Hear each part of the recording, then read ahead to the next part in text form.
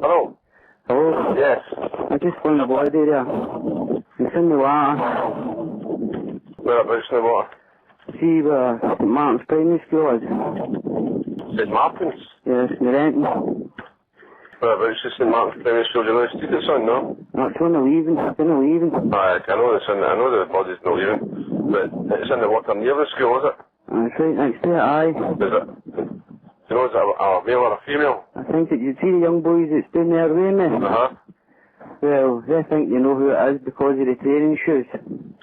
The pair of training shoes lying on the grass and the body's lying in the water. It was this man that was pointing to us when we were going down. He said, is that a body or is it a dummy? Uh-huh. So I went down a wee bit and I was looking, I seen the training shoes and I was looking, but the horns looked like a dummy. Uh-huh. But it is a body, it's definitely a person. Male or female? Female. On August 25th, 1996, the police received an emergency call from 999 from a local passerby. When the police arrived at the scene, they discovered the lifeless body of a woman on the banks of the River Leven in West Dunbartonshire, Scotland. Police divers recovered the victim's body from the River Leven. The severe skull fractures indicated that the victim had endured unimaginable violence before her death.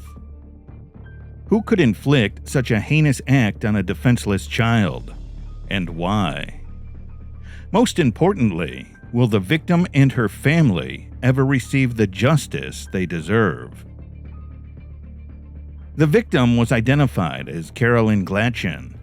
Her story is not for the faint-hearted. Caroline was just 14 years old when she was discovered face down, partly submerged in the river, a tragic event that coincided with her mother's 40th birthday. Caroline was born on January 28, 1982, in Derry, Northern Ireland. As an only child, she lived with her parents, William and Margaret Glachan, in Bonhill, West Dunbartonshire, Scotland. She was an affectionate child. She always kissed and cuddled before she went to bed, before she went out. At the time of her death, she was a fourth-year student at Our Lady in St. Patrick's High School in Dunbarton. On the night of August 24, 1996, after spending time with her friends, Caroline was seen by her best friend, Joanne Menzies, near shops close to her home around 11:54 in the evening. She was last spotted about 15 minutes after midnight, walking down Dillachip Lane towards the now-demolished Dillachip Bridge, locally known as the Black Bridge, and then onto the river towpath. The following day, a passerby discovered Caroline's partially submerged body in the River Leven, near Bonhill in Renton. She had sustained extensive injuries to her scalp, face, and neck from blunt force trauma. When it's close to home, it's quite heartbreaking, and it makes you feel are your kids safe. It's a lovely view. You wouldn't think anything was going to happen, and it's tranquility and that. It just brought, I think, terror to the area, thinking that somebody out there done this to Caroline, and it was justice for Margaret and for Caroline. That'd be the best bit of news that the area could even hear as well as her parent. Caroline's funeral was held on February 26, 1997 in Alexandria. At the onset of the investigation, the police initially focused on tracing Caroline's movements on the night she disappeared. A taxi driver who claimed to have seen her provided information. The taxi driver, who claimed to know Caroline, had seen a hooded figure walking about 30 yards behind her. A photo-fit image of this figure was circulated on appeal posters and featured on the BBC's Crime Watch UK program, but ultimately turned out to be a red herring. Later investigation revealed that on the night of August 24th, Caroline intended to meet with her boyfriend, Robert O'Brien, also known as Robbie, at a bridge despite warnings from her best friend. Joanne Menzies, Caroline's best friend, revealed that Caroline had been seeing O'Brien for about 3 months. Menzies described Caroline as very impressionable and a bit infatuated with O'Brien. and she believed that the relationship was violent. Menzies had intervened on numerous occasions to stop O'Brien from attacking Caroline. She stated Caroline was happy and cheerful when they met around 10 p.m. on August 24th. At the time, Robert O'Brien was the prime suspect. Names like Donna Marie Brand, Andrew Kelly, and Sarah Jane O'Neill were also circulated in the village since they were the last to be seen together with Caroline. But the evidence was insufficient to arrest and charge them. They all maintained the same alibi, claiming they spent the night of the murder at Miss Betty Wilson's flat on 12 Allen Crescent. On the night of the murder, Andrew Kelly was entrusted with caring for Miss Betty Wilson's 2 children, Archie and Jamie Wilson. The case went cold due to insufficient evidence against the suspects. In September of 2006, a £15,000 reward was offered for information regarding Caroline Glachan's murder, followed by a further appeal by police in Scotland in 2015. In June of 2019, Police Scotland's major investigative team began to re-examine the case. Detective Inspector Stuart Granger, the senior investigating officer, faced several challenges, including the lack of digital forensic evidence, valuable CCTV footage, DNA profiles of the suspects, and a murder weapon. The team focused on witness management strategy, finding that while some individuals questioned at the time were now deceased, others, now parents themselves, were more cooperative. A breakthrough came from Linda Dorian, Betty Wilson's upstairs neighbor. Dorian recalled seeing the 4 suspects leaving Wilson's house with Betty Wilson's children, Archie and Jamie, around midnight on the night of the murder. Independent witnesses remembered hearing screams coming from the River Leven around 12:30 in the morning, including a female voice saying, "I did not say that. I did not do that." About 40 minutes later, Linda Dorian saw the group returning and heard someone exclaim, "That wasn't meant to happen. They went too far. How is this going to look?" Followed by, "The weens, the weens," meaning children in the Scottish dialect. She also heard a female wailing and sobbing. This crucial testimony led investigators to focus on the 4 suspects. Detective Inspector Granger noted that these details were not uncovered in 1996 because the relevant questions were not asked. Additionally, widespread heroin use in Renton during the late 1990s complicated witness reliability, and many people were afraid to speak out against Robbie O'Brien's influential family. Detective Inspector Granger emphasized the importance of asking clear questions, acknowledging the challenges faced by the witnesses with chaotic lives at the time. Caroline's teenage killers were all drug users who shoplifted to support their habit. Robbie O'Brien, age 18, was in a relationship with 17-year-old Donna Marie Brand, who was pregnant at the time of the murder. He also saw 14-year-old Caroline, described as infatuated with him. Their relationship began that summer, and the couple attended an Oasis concert at Balloch Castle Country Park, just 3 weeks before Caroline's death. Caroline's mother and friends disapproved of the relationship, knowing that O'Brien, described by police as a violent bully, had assaulted her. Police established that when Brand went home on Saturday nights, O'Brien would typically arrange to meet Caroline at a bridge over the river. On the night of her murder, Caroline had invited her best friend Joanne and 2 boys for a sleepover while her mother was out celebrating her 40th birthday. However, Caroline never joined them, instead making the fateful decision to meet up with O'Brien. The breakthrough in Caroline Glachan's case came through the testimony of Archie Wilson, a 4-year-old boy at the time of the murder. Archie, usually energetic, slept in late in the morning following Caroline's death. His mother, Betty Wilson, discovered him drying wet trousers on the fire, indicating something unusual had happened. Upon questioning, Archie mentioned being taken to the River Leven at night. Initially, Archie's account was not fully considered, but later interviews and a child psychologist's assessment validated his testimony as a live event. Archie recounted seeing Caroline being attacked and pushed into the water by a person named Robbie, who struck her with a stick and a pole. He vividly described Caroline's injuries, including a metal object in her eye, a detail unknown to the public until then. Archie's testimony contradicted the killer's alibi and played a crucial role in their conviction. In November of 2021, Robert O'Brien, Andrew Kelly, and Donna Marie Brand were charged with Caroline's murder. The trial commenced at the High Court in Glasgow in November of 2023, resulting in their conviction on December 14th. O'Brien and Kelly were sentenced to life imprisonment in January of 2024, while Brand will also be sentenced for her role in the murder. O'Brien, the primary perpetrator, received a life sentence with a minimum term of 22 years. Kelly, while playing a lesser role, was also sentenced to life with a minimum term of 18 years. Brand's sentencing was postponed because she was deemed unfit to attend court. Say the witness stand's the hardest part. That was the easiest part because finally somebody was taking me seriously. I was telling the truth. So just glad that Margaret got the answers and Caroline can rest in peace.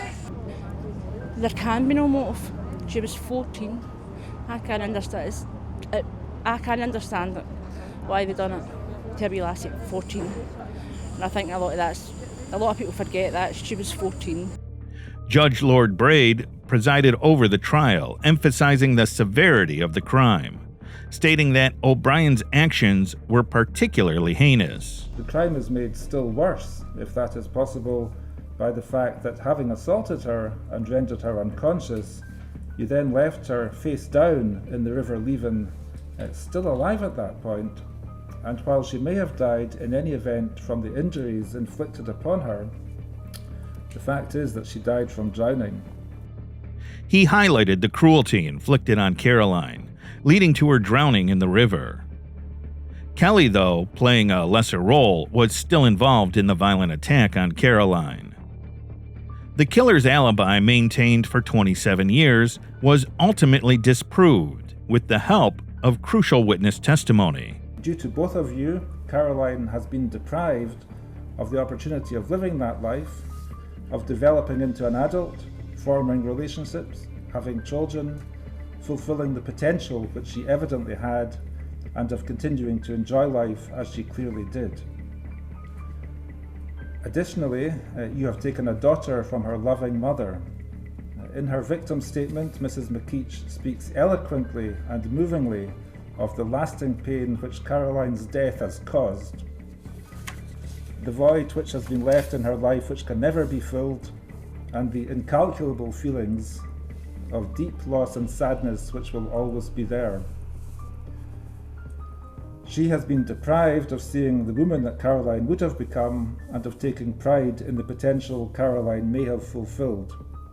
And no sentence that I pass can possibly make up for what she has lost. Detective Chief Inspector Stuart Granger expressed gratitude to the public for their assistance in the investigation and for coming forward with vital information regarding Caroline's tragic death. I know it might not look like it, but I am over the moon. I just couldn't have asked for anything better. I don't think closure is the right word, but justice is certainly the right word. After years of tirelessly fighting for justice, Caroline's mother can finally find some closure. Caroline's death deeply affected her family and the wider community. Instead of celebrating milestones and achievements, her memory serves as a reminder of the lively and innocent child she once was, cherished and remembered forever. She was always smiling, she was just full of life, full of fun, full of cheek, full of banter, just giddy all the time. She was so big in family. Her oldest cousin was my best friend, and she adored them. She adored her cousins. She adored her gran and her granda, Biff and Renee. She always talked about her mum. When she was going out, she was a nightmare. With the fringe had to be perfect. She had permed hair, so every curl had to be perfect. It was her smile. She's the most beautiful smile. Sorry. The only best friend I've ever had. I'll never get one like her, I know that. Yeah, never forget her. Never. Never.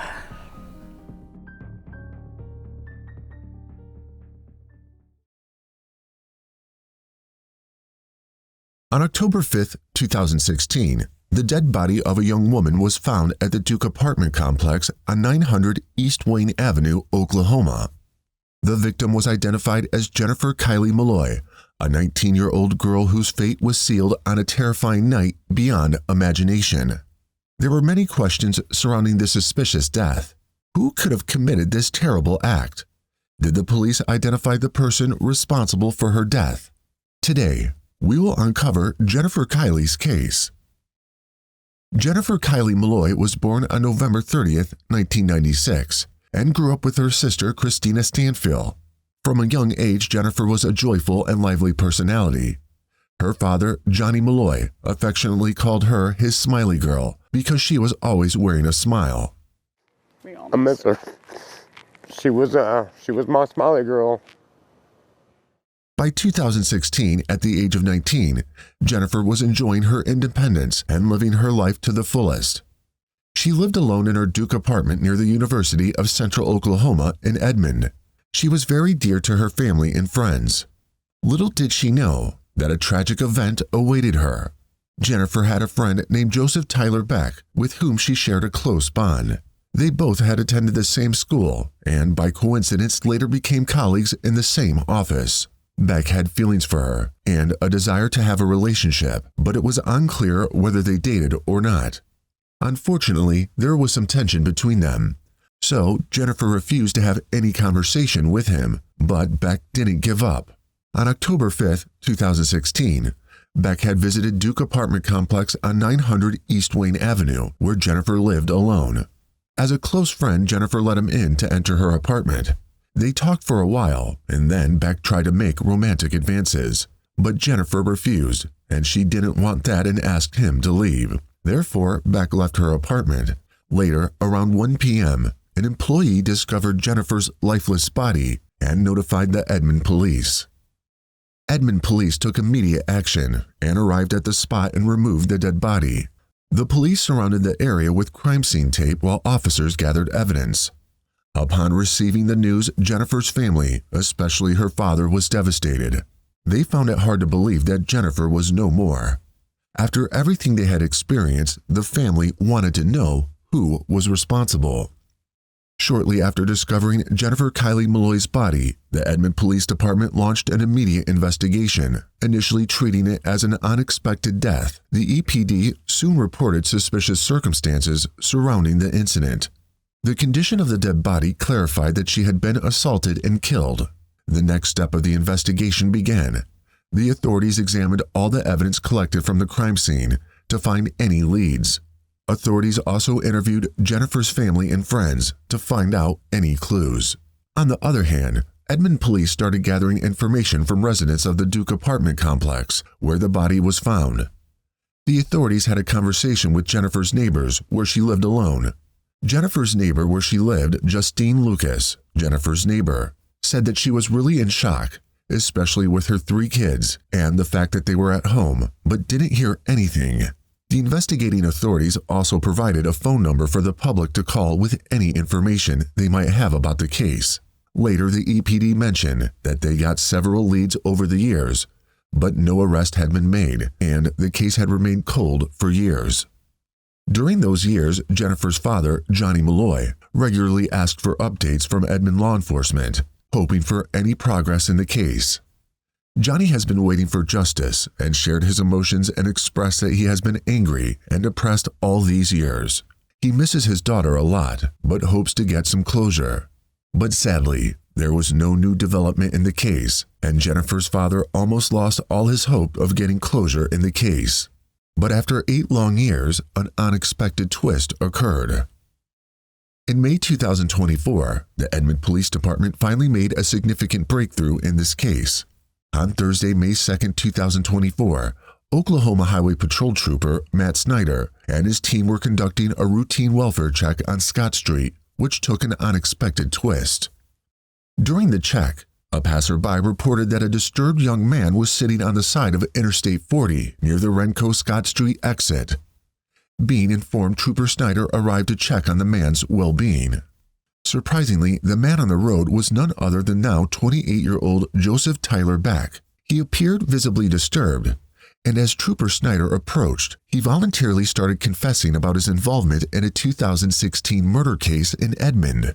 He provided a detailed account of the crime to Trooper Snider, expressing his guilt for his actions. After getting the confession, the troopers arrested Joseph Tyler Beck from the roadside. They notified the Edmond police and transported Beck to EPD. On May 3, 2024, the Oklahoma Highway Patrol shared the surprising incident on their official Facebook page. The post also included a heartfelt message praising the troopers' work, which was said, "This incident highlights the unpredictable nature of a trooper's duty on the roadside. The efforts of everyone involved are commendable, and it is hoped that this will lead to closure for an Oklahoma family." Eventually, the Edmond Police Department took Joseph Tyler Beck into custody, and detectives questioned him about the 2016 murder case. He willingly confessed what he had done to Jennifer Kylie Molloy on October 5, 2016. Emily Ward, a spokesperson for the EPD, spoke about this in an interview. It was voluntary. He wasn't trying to hold anything back. It seemed that he wanted to get it all off of his chest. Emily also said the things he was saying added up to our investigation. Given the disturbing details he provided, Edmond detectives were confident that they had apprehended the right person. Beck confessed that he had known Jennifer for years, and they were former co-workers.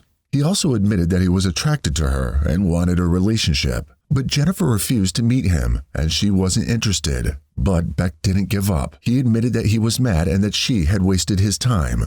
So Beck visited her apartment on October 5, 2016, with the intention to assault her. Jennifer, having no idea about his intentions, let him in, and they had a conversation for a while. But when Beck tried to make moves, Jennifer refused and asked him to leave. The refusal made Beck very violent, and he allegedly started choking her until she died.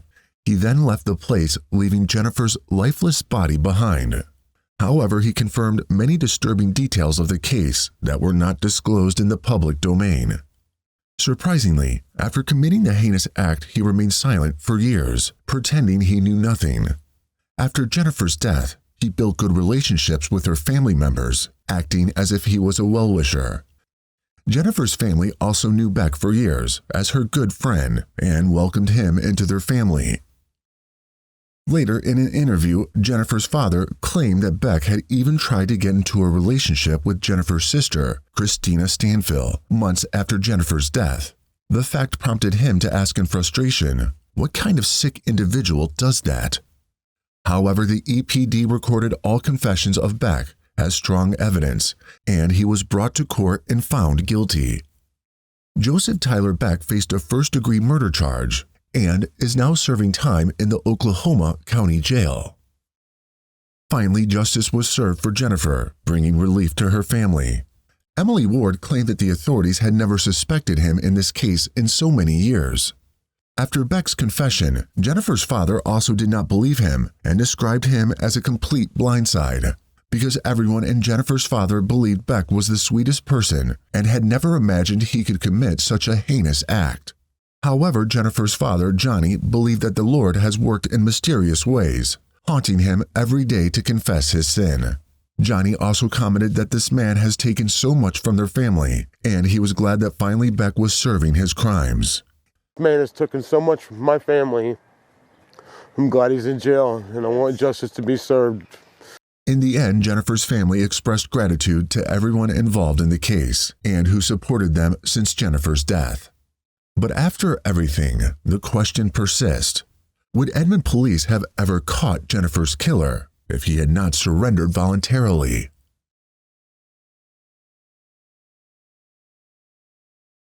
On a crisp October 19, 2003, the Delaware River held a grim surprise for two unsuspecting fishermen in Bensalem Township, Pennsylvania. During their usual routine, they found a human body washed ashore in the drainage area behind the Yellow Freight Trucking Company on State Road. The lifeless man's identity became an instant mystery that baffled authorities. No identification, no signs of violence, and no missing person reports offered any clues. Even after a final unmarked resting place, haunted questions swirled around his fate. Who was this man? Was his death an accident or something more sinister? The body was found to be identical to a male Caucasian between the ages of 30 and 40, standing around 5'11", and weighing about 230 pounds.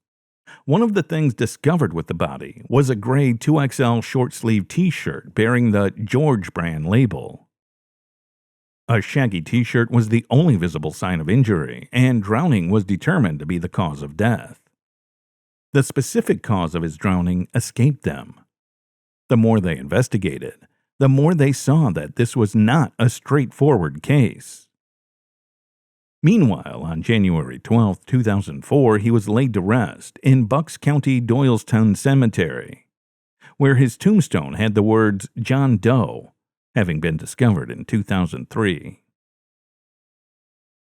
Despite intense efforts, police were unable to identify the man. However, the coroner's office took the deceased's fingernails and hair clippings prior to the burial. It felt like they were hitting a wall every time they believed they were getting close to discovering him. The more time went by, the more like he had vanished from the world. Bensalem police went through countless missing person reports for almost 20 years in an effort to uncover the truth by looking for a hint. Eventually, a breakthrough was made. In December of 2022, nearly 2 decades later. With the support of a recently established group called the Cold Case Initiative, hair samples that were spared from the autopsy were forwarded to a lab. The Cold Case Initiative was started by retired Bensalem police investigator Christopher McMullen. This group had been providing case support to law enforcement in Arizona and Ohio. McMullen, who had a great deal of expertise looking into cold cases, realized that the 2003 John Doe case remained unsolved. Knowing this, he advised resuming the case by getting in touch with his former department.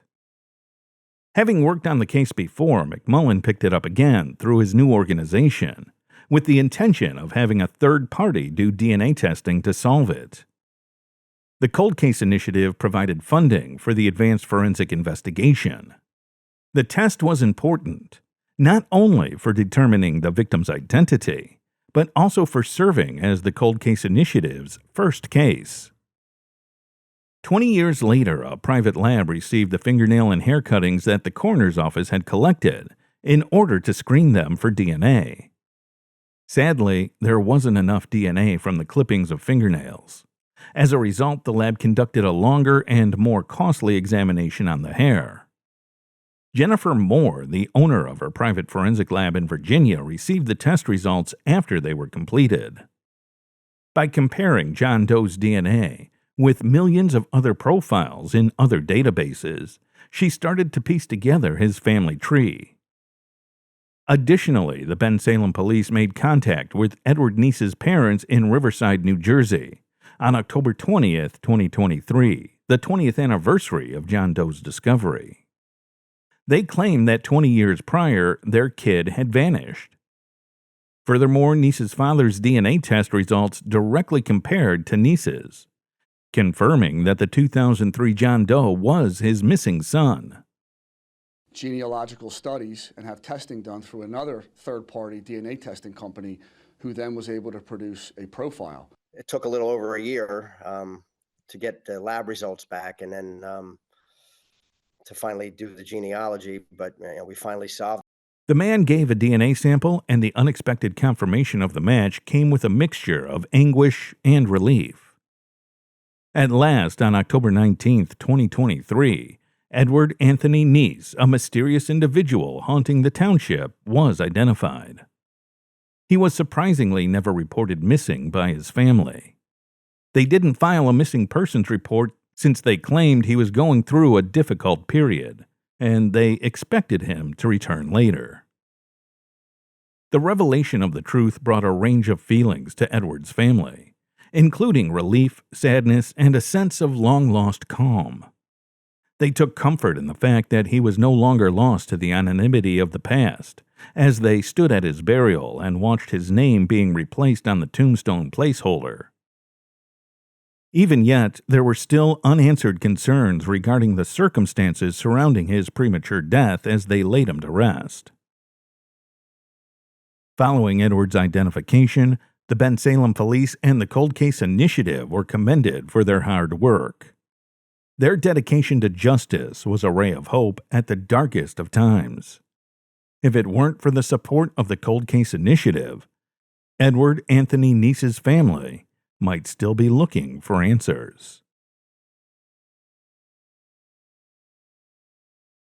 On May 11, 1974, a typical day for others, in the peaceful corners of Connecticut was shattered by an unexpected phone call to the state police.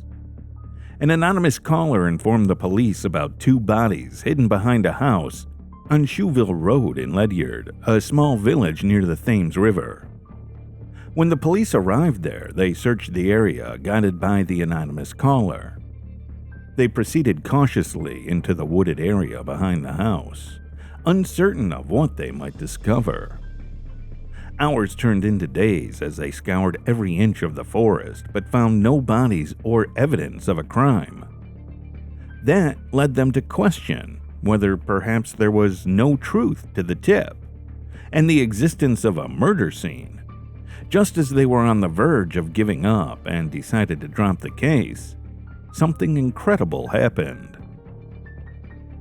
On May 30th, 1974, they discovered two lifeless bodies, plainly visible in a wooded area. One seemed to be a man and the other a woman, with the woman's body beneath the man's. However, the bodies found were in a horrifying state of decay. The woman's body could not be identified and had decomposed almost to skeletal remains, making her features unrecognizable. On the other hand, the man's body was still in the process of decomposing. As investigators examined the scene, they noticed puzzling details. The female victim was wrapped in a blanket, yet both bodies were left exposed in the open that anybody could easily have noticed. This led them to a chilling realization that the killer wasn't concerned with hiding their crime. Instead, it seemed like a brazen challenge to the authorities. The next critical step was to identify the victims, essential for the investigation. Consequently, the remains were sent for autopsies in the hope of determining their identities. The autopsy reports identified the male victim as Gustavus Lee Carmichael, a notorious bank robber who had escaped from the authorities since 1970. At the age of 24, Gustavus began a series of bank robberies in local communities, accumulating a substantial amount of money. His criminal activities seemed to come to an end when he was apprehended by authorities in 1970. However, on October 25, 1970, he disappeared during a daring escape from a Massachusetts prison transport, along with his accomplice Roger H. Brown when they seized their chance for freedom. Using the federal agents' own handcuffs to restrain them, Gustavus and Rogers seized their weapons and vanished into the wilderness. Instead of hiding, they continued to commit bank robberies boldly. However, their outcomes differed. Roger was caught and sentenced to 64 years in prison, Gustavus remained elusive until he was discovered deceased alongside that female victim. It appeared his luck ran out shortly after encountering her. As investigators delved deeper into the case, they couldn't ignore the suspicion that Gustavus and female victim Jane Doe's murder must be connected. Despite their best efforts, identifying Jane Doe's body proved challenging. The victim was likely a white female, aged between 18 to 30, approximately 5'2" with brown or auburn hair. The advanced decomposition made it impossible to determine her eye color and any unique features. However, an article mentioned in the newspaper in the Lewiston Evening Journal offered a slightly different description of Jane Doe. According to the article, she was believed to be in her 20s, standing about 5'1", with striking red hair and weighing between 110 to 115 pounds. At the crime scene, investigators found important clues in her clothing. She was dressed in a stylish outfit, a tan leather vest, a gold or tan sweater, a brown tweed shirt, knee-high granny boots, and a yellow raincoat. She also had on a school graduation ring with the initials JHNS, or JNHS and ILN engraved inside. The discovery of the ring was a breakthrough for investigators, but not in the way they expected. Engraved with the date 1917, the ring suggested it belonged to someone who graduated many years before Jane Doe. In the United States, class rings are cherished symbols worn by students and graduates to celebrate their academic achievements. But in Jane Doe's case, the perplexing date on this peculiar ring raised more questions. That class ring belonged to the 1917 era. This led investigators to speculate that the ring might have belonged to a parent or even a grandparent, cherished family heirloom. Luckily, the initials JHNS or JNHS etched on the ring offered a glimmer of hope in uncovering Jane Doe's identity, as it hinted at a potential school affiliation within her family. Investigators visited numerous schools in Ledyard, inquiring about the ring in the yearbooks from 1917. Yet despite their tireless efforts, the trail went cold, as it was too difficult at that time to find such an old connection, which left them with nothing but frustration and unanswered questions. In a desperate attempt, investigators considered the idea that the initials on the ring might be connected to a nursing school. They spread this theory widely, trying to find the connection in nursing and medical publications across the village. Despite their hopes, their efforts did not lead to any answers. Despite setbacks, investigators revisited items near Jane Doe's body. Notably, she wore intriguing accessories, including a ring with a replica emerald and a unique wood-carved brooch or pendant shaped like an abstract ceremonial head. The only likely personal item found was a Lady Clairol hair roller set, suggesting she valued her appearance. However, her killer showed no regard, disposing of her in a swamp with her belongings. While Jane Doe's dental records were technically accessible, they posed a significant challenge for investigators. Both Jane Doe and Gustavus met their tragic end through homicide by gunshot wounds. Gustavus suffered fatal injuries to his head and chest, while Jane Doe's cause of death was a gunshot wound to her head and brain. The bullet entered through her mouth, which destroyed her upper jaw. This devastating injury severely limited the dental records available for comparison. Due to extensive damage, only a small portion of her dental records could be recovered, making them insufficient for a definite identification.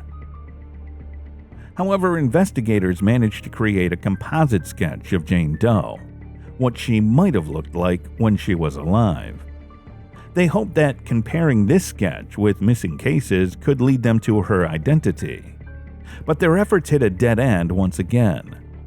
Despite scouring through countless records, there were no matches suggesting that Jane Doe had never been reported missing. Despite the limitations of the 1970s, authorities were determined to solve this case.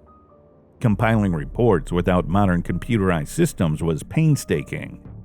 Yet their determination grew stronger when they learned that Jane Doe and Gustavus had died in late 1970, 4 years before their bodies were found.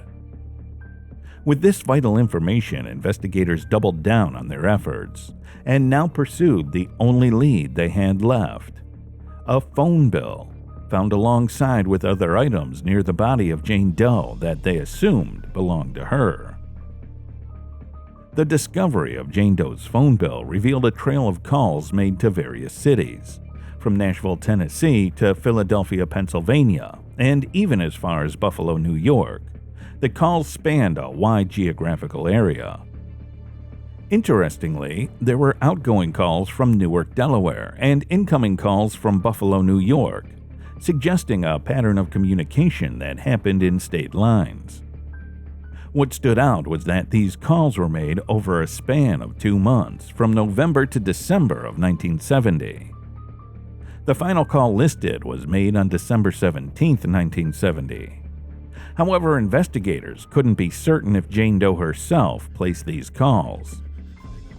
What's intriguing is that the calls were addressed to a person named C.M. Fox Jr., but they had no report in the investigation of who he was.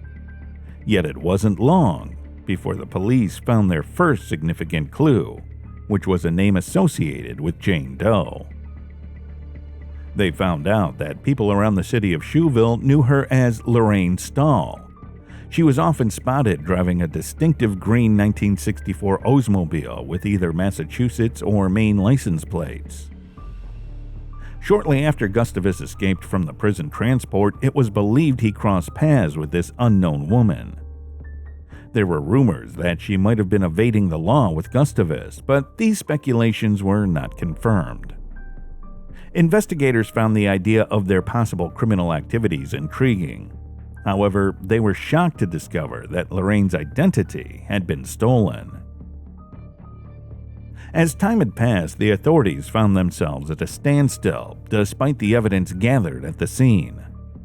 They were unable to uncover any significant clues pointing to the killer, leaving them frustrated and back at square one.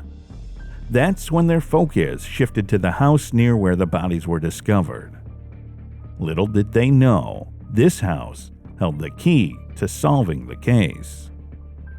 Upon further investigation, it was revealed that the house belonged to a man named Richard DeFreitas. When investigators conducted a background check on Richard, they uncovered a startling revelation. Richard and his partner Donald Brandt had a history of robbing banks and operating several safe houses across Connecticut. It seemed they were deeply involved in criminal activities, sharing the proceeds equally. Now, armed with this information, in 1974 the police paid a visit to their house to interview them about the murders of Gustavus and Jane Doe.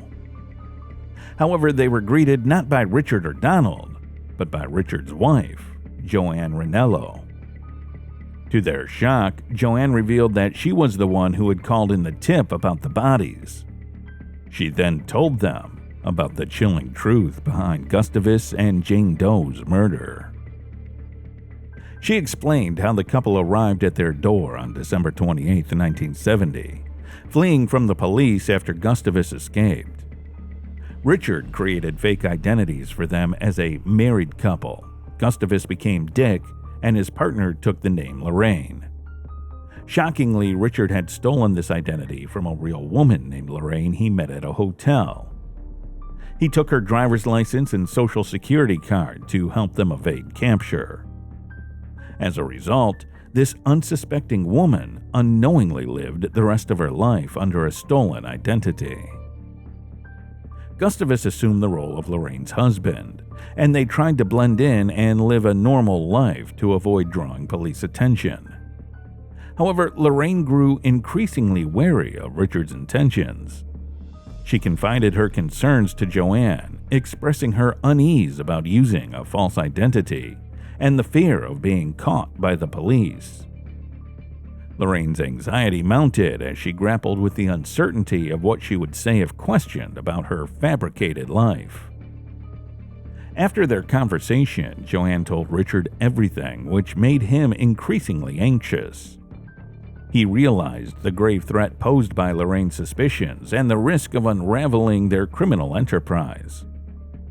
In a desperate attempt to protect their interests, Richard hastily called his partner Donald. Together, they devised a sinister plan to eliminate both Gustavus and Lorraine. On December 31st, 1970, Richard planned a sinister trap, drawing the couple to his house on Shewell Road. Joanne, sensing danger, remained outside, while Richard executed his deadly scheme.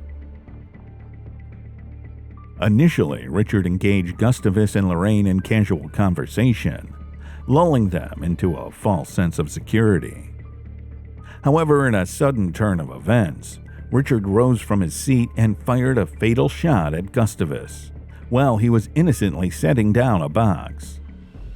As Gustavus shivered in shock, Richard put another bullet in his chest to ensure he was dead. Gustavus died right away. Now Richard turned his attention to Lorraine, intending to silence her as well. But to his surprise, he discovered that the gun was empty, as all its bullets had already been used on Gustavus. Richard restrained Lorraine while Donald reloaded the gun. Donald then aimed the weapon at Lorraine and fired a single shot, ending her life. With both Gustavus and Lorraine now deceased, Richard understood he had to act swiftly. He contacted their third partner, James Gardner, summoning him to the scene by claiming urgent need for assistance. When James Gardner arrived, Richard confessed to him about the murders. At first, Gardner was shocked, but he eventually agreed to help Richard and Donald bury the bodies. Joanne learned about the murders when Richard picked her up after burying the bodies. He confessed everything to her during the ride home, and when Joanne returned home, she found Donald cleaning up the blood, which confirmed Richard's confession. After the shocking revelation and gathering all the details, the police immediately launched into action to locate Richard and Donald. It didn't take long before they tracked them down and arrested them. Initially, Richard denied any involvement in the murders or even knowing the couple. He also claimed to have never met Donald and Gardner that night. However, the truth became undeniable, especially with Joanne's compelling testimony in court, leaving no doubt about their guilt. Finally, on November 15, 1974, 4 years after the crime happened, a grand jury pronounced Richard and Donald guilty of the couple's murders. They were sentenced to life in prison. While the perpetrators were held accountable for their crimes, the case still remained unsolved. No one knew the true identity of Jane Doe, not even Richard and his wife. Gustavus might have held the key to her identity, but with his demise, the mystery remained unsolved. A newspaper article mentioned that the last known information about Jane Doe was that she may have worked in New York, possibly as a sex worker, and was believed to have relatives in Tennessee and West Virginia. However, this lead wasn't sufficient for the police to make any conclusive determinations at that time. As time passed, the case grew colder, with no breakthrough in identifying the victim. Despite this, the authorities refused to let the mystery fade away. Over the years, with advancements in technology, their dedication to identifying the victim never waned. With each new tool, hope surged that closure for the victim and her family was within reach. In a last-ditch effort to solve the case, police put the case into the National Missing and Unidentified Persons System's NamUs in July 2011, hoping for a breakthrough. Despite the tireless efforts of law enforcement, the woman's identity remained unsolved. Then, in 2022, a new ray of hope emerged. The Connecticut Office of Chief Medical Examiner collaborated with Othram's laboratory in Woodlands, Texas, to submit forensic evidence for analysis. This partnership aimed to tackle the backlog of cold cases in Connecticut and potentially provide answers to long-standing mysteries. Othram scientists worked diligently to extract DNA from the evidence and utilize forensic-grade genome sequencing to create a detailed DNA profile of the unidentified woman.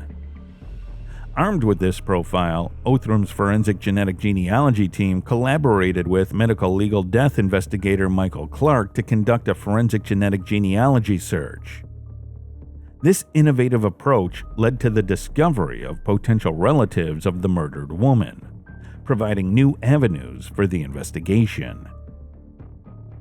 After years of anticipation, the conclusive DNA test revealed the woman's identity as Linda Sue Childers, born on September 4, 1946, hailing from Louisville, Kentucky. The news brought closure, but also heartbreak to Linda's daughter and sister, who chose to remain anonymous. Finally, after enduring years of uncertainty, the female victim was identified and the case was closed, providing solace to the victims and their loved ones.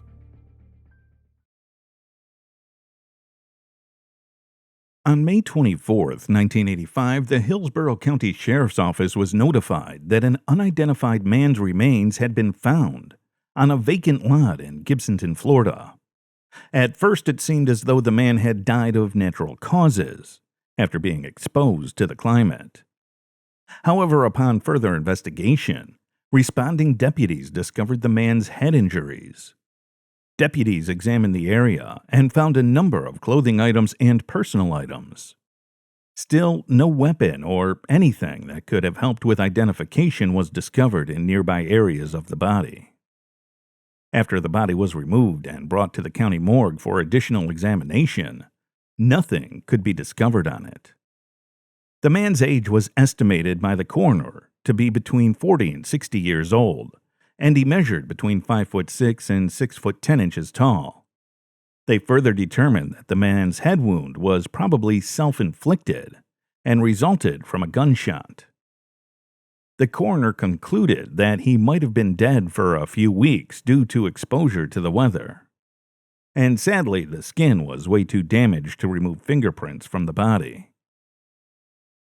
The objects discovered with the man's body were mentioned in his report. These included a brown or green pair of jeans, a white t-shirt, white jockey shorts, a tan long-sleeve shirt in Western style, and a leather jacket.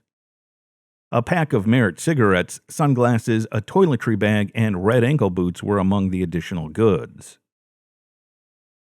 In addition, the man's look revealed that he might have been homeless for a long time, because of the obvious wear and tear on everything he owned.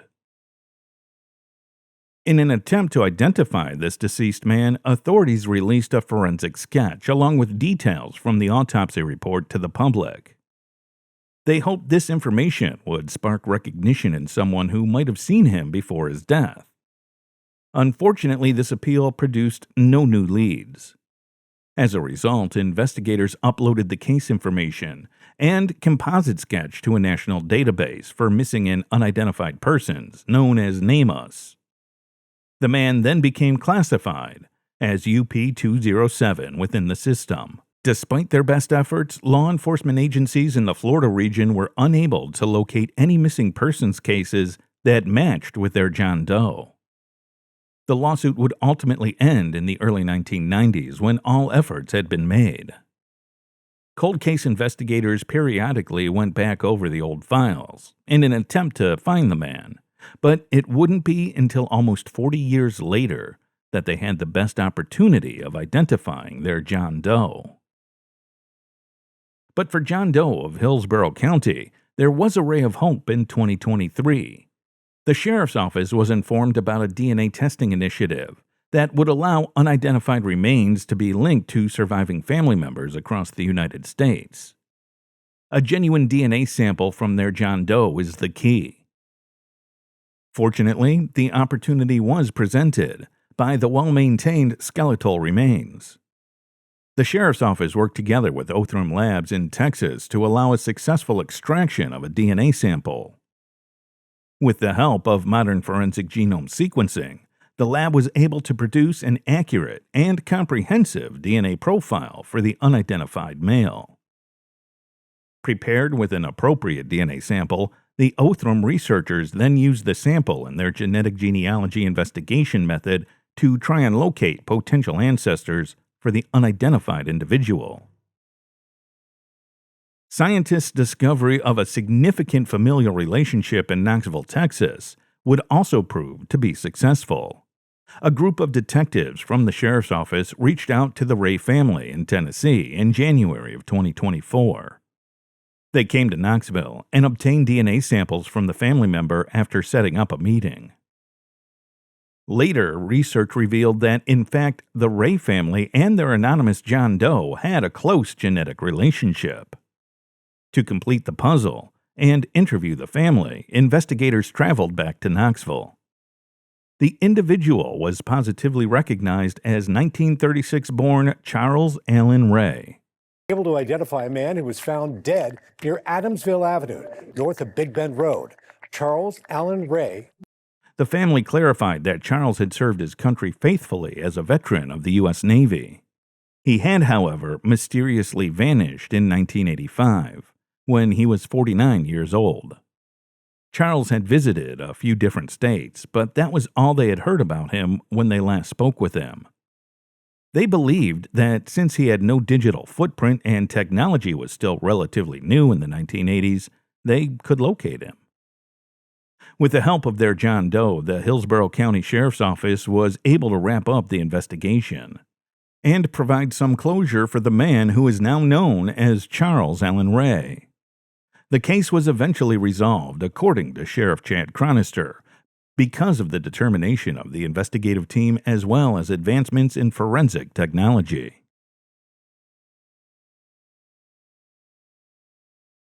On February 7, 1977, at approximately 11:21 p.m., the Colorado Springs Police Department responded to a call reporting someone having possibly taken their own life in an apartment in the 5400 block of North Nevada Avenue, Colorado. Upon arrival, officers discovered the body of a female, later identified as Maria Loraine Honzell, who had sustained multiple stab wounds to her chest and neck. Maria, dressed in a blue jumpsuit, was pronounced dead at the scene.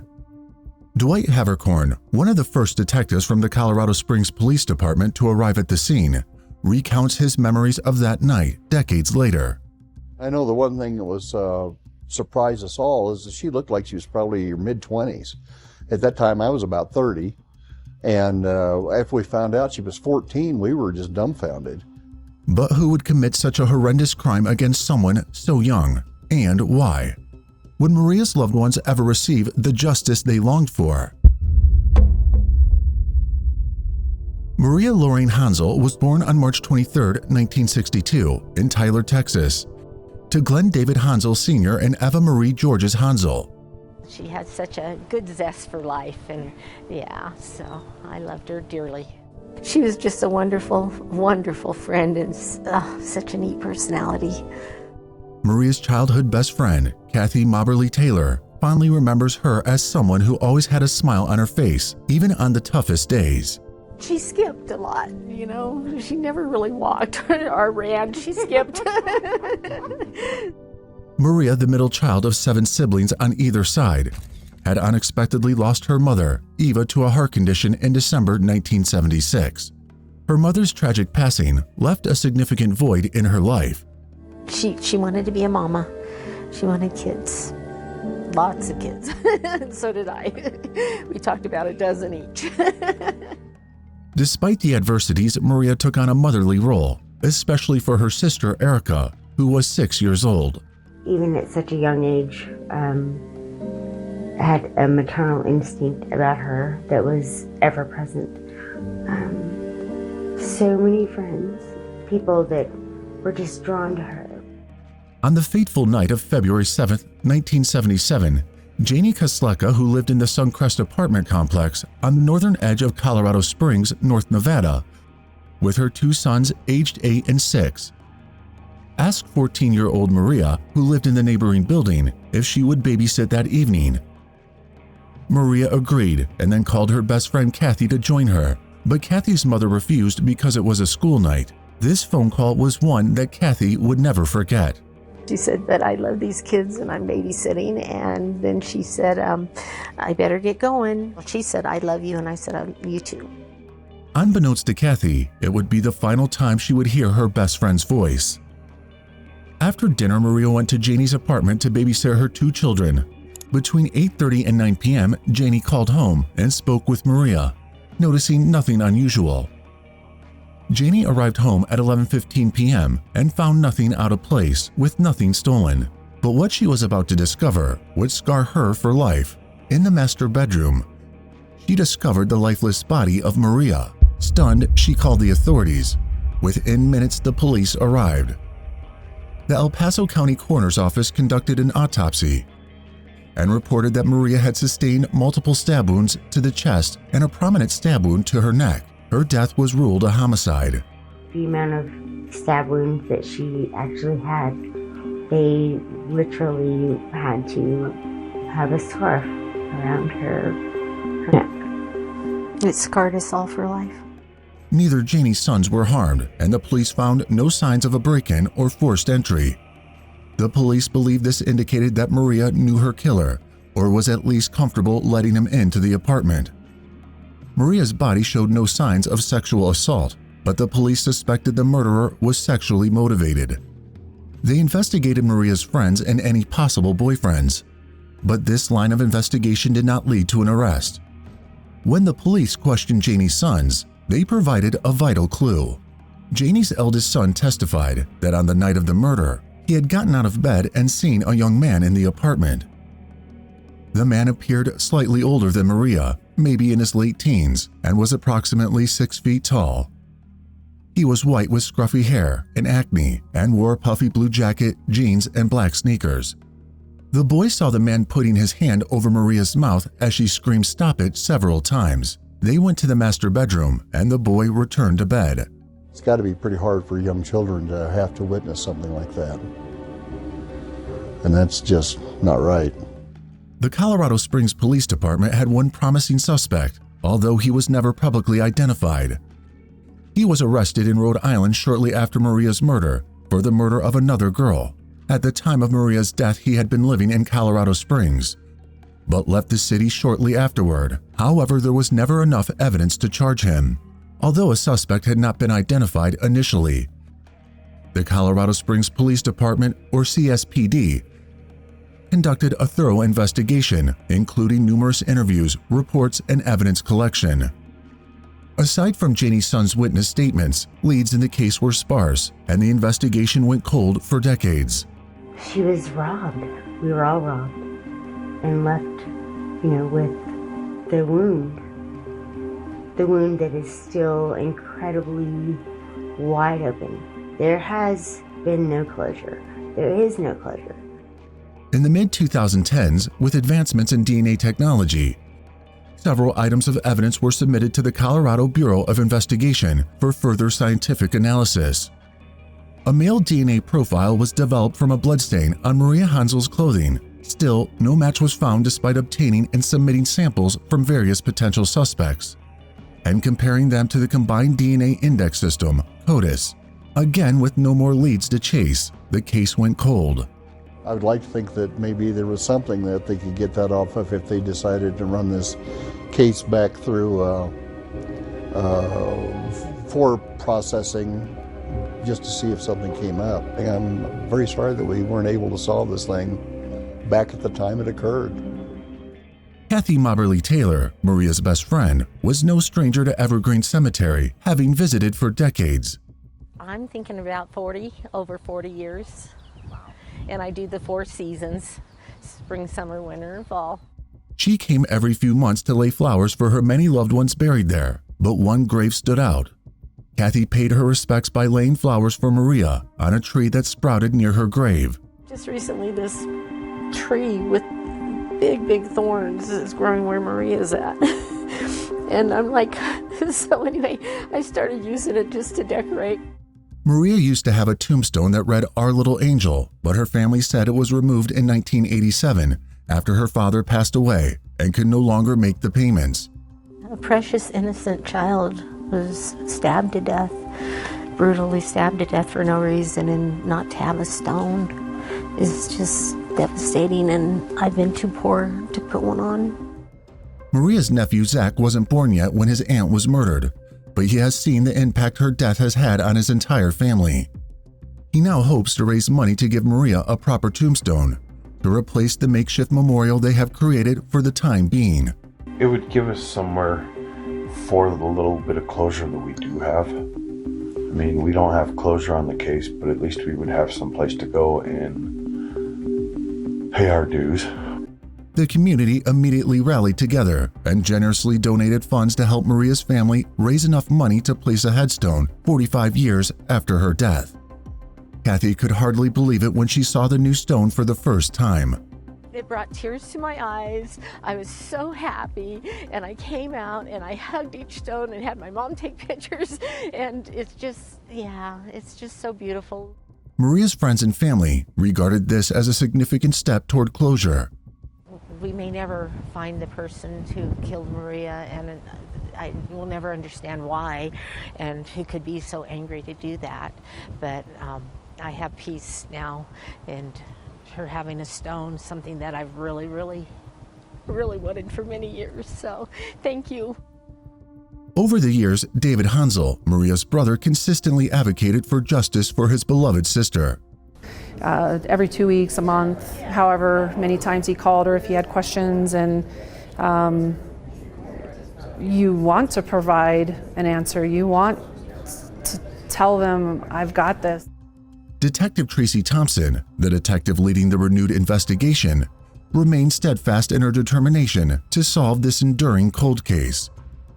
In 2019, the Colorado Springs Police Department enlisted the expertise of Parabon Nanolabs to conduct genetic genealogy DNA analysis using public commercial DNA databases.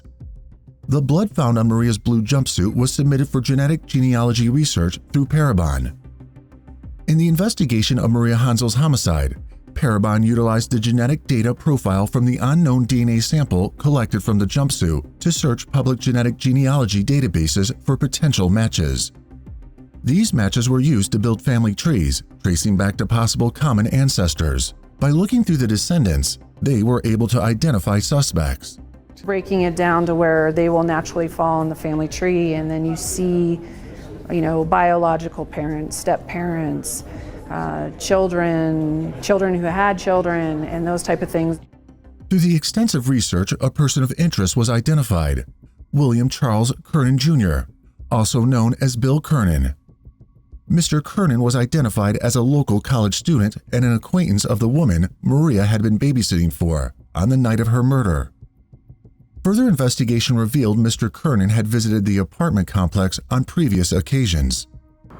When the genetic genealogy came together and I was able to approach Mr. Honzell, it was an amazing feeling, and just hearing him and his, I would say, relief or thankfulness, it's heartwarming.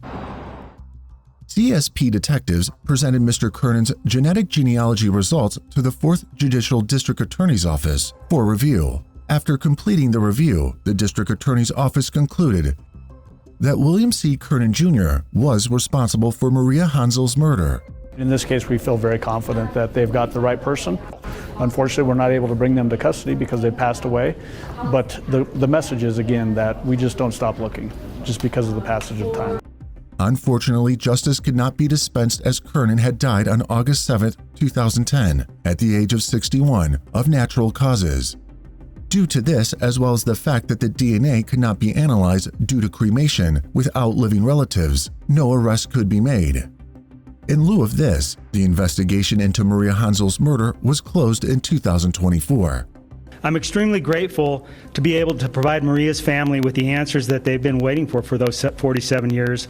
Today's news doesn't lessen the void left by Maria, and it doesn't ease the pain they feel now, but I do hope that it'll begin to allow them some peace. Numerous units and agencies, including the 4th Judicial District Attorney's Office, the Colorado Bureau of Investigation, and Parabon Nanolabs, provided invaluable investigative assistance in this case over the years. David Honzell's determination to never give up, matched by the relentless efforts of the police, ultimately brought closure to the case.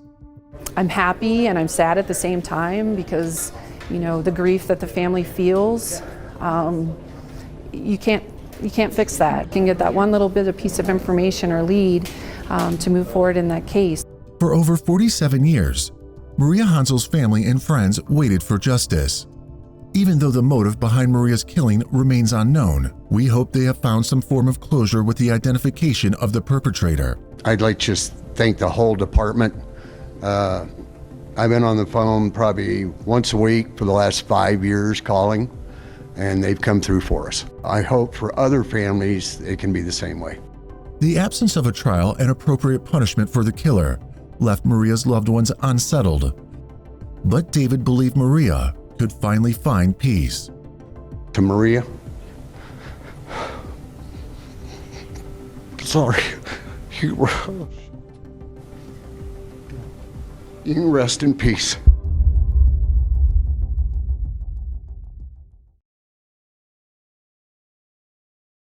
On the night of November 12, 1966, tragedy struck when a young housewife and mother was found dead at her house in Calumet City, Illinois. The lifeless body of 18-year-old Karen Snider was discovered by her husband, Paul Snider, in their master bedroom, with 125 stab wounds, marking a cruel crime scene. Their 2-month-old baby Paula was left unharmed in her bassinet. There was no advanced technology to analyze DNA evidence at the time, but the police carefully collected all crucial evidence.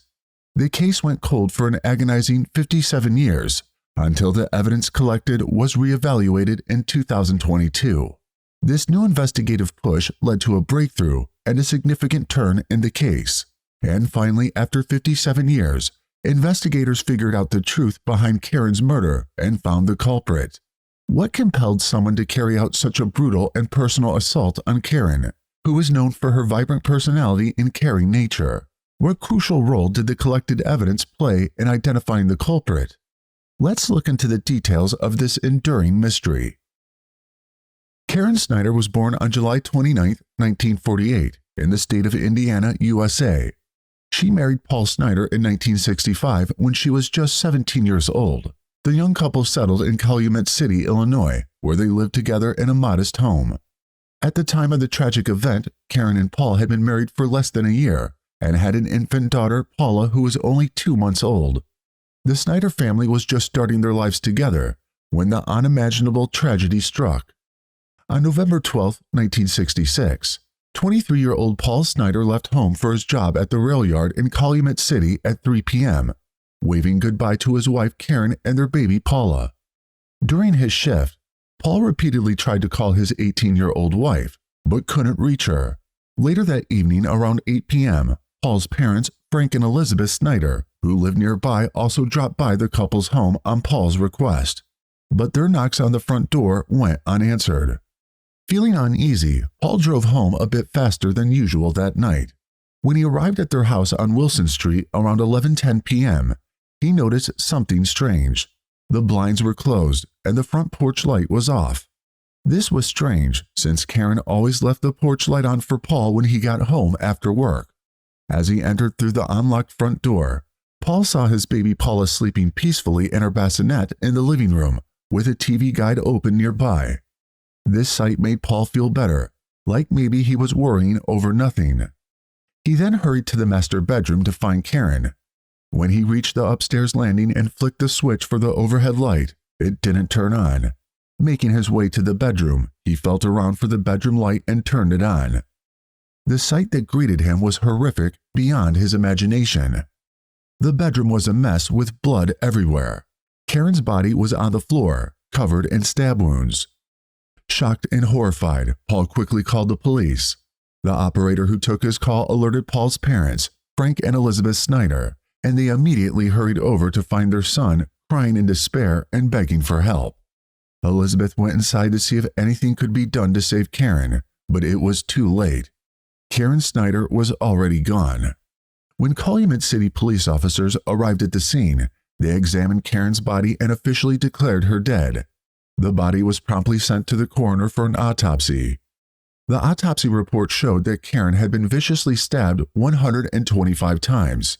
There was extensive bruising on her face and hands, as well as several broken ribs. Appalled by the horrific murder of the young mother, the Calumet City Police launched a thorough investigation.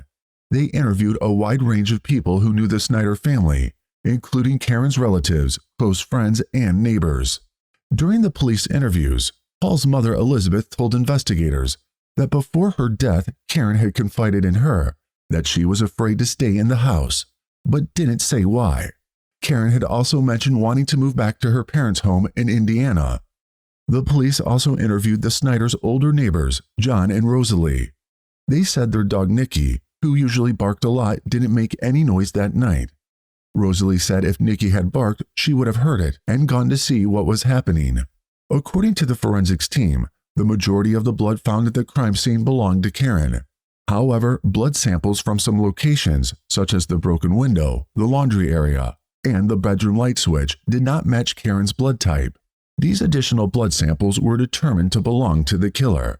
The police believed that the break-in appeared to be staged. This initially made Paul a suspect in the case. However, Paul's blood did not match the unknown blood smears at the scene, which cleared him of any involvement in Karen's death. The police then identified another potential suspect, a 23-year-old local man named James Barbier. Witnesses had reported seeing him at nearby bars on the night of the murder. At Karen's funeral, Barbier served as a pallbearer and bore visible cuts on his hands, which made investigators suspicious. She told them that on the night Karen was killed, Barbier had come home late, drunk, and with a bad cut on his forehead. He also had stitches in his hand. The wife said this kind of thing happened often because her husband was an alcoholic. The police interviewed the man, who explained that after leaving the bars he tripped over a tree stump on his way home, cut his hand and went to the hospital for treatment, and returned home later than expected. The police did not buy his story. However, they didn't have any solid proof against him, so they had to release him. Police officers searched the neighborhood thoroughly, hoping to find any signs of the killer. They went down the streets, checked the alleys, and searched in trash cans, looking for anything that might be connected to the crime. Despite their efforts, progress on the case stalled. With no new leads by the end of the year, the case went cold. The police preserved all collected evidence with care, hoping that advancements in technology might someday open up new possibilities and bring much-deserved justice to Karen and her family. It took 57 long years for a major breakthrough in Karen Snider's brutal murder in Calumet City, Illinois. In December 2022, a phone call made to the authorities by Kevin Seeley, a family member of the Sniders, helped reopen the cold case. Seeley said that he had heard about the murder many times from his grandmother. Kevin Seeley's grandfather was a cousin of Karen's husband. Case, and it just basically haunted her till the day she died. She would always talk about, so my grandpa is cousins with Karen's father. I never met them until today, but she always spoke of it. And someone that committed something like this should be caught or at least looked into. So. And what did your grandma say? She just talked about what happened and how he was never caught and how he needed to be caught. So I just figured might as well make a phone call, get a ball rolling. Who knows? Seeley's grandparents had been deeply affected by Karen's unsolved murder, and he hoped that advances in modern technology could help find Karen's killer. In a press conference, Seeley even recounted his thought process that led to the case being reopened.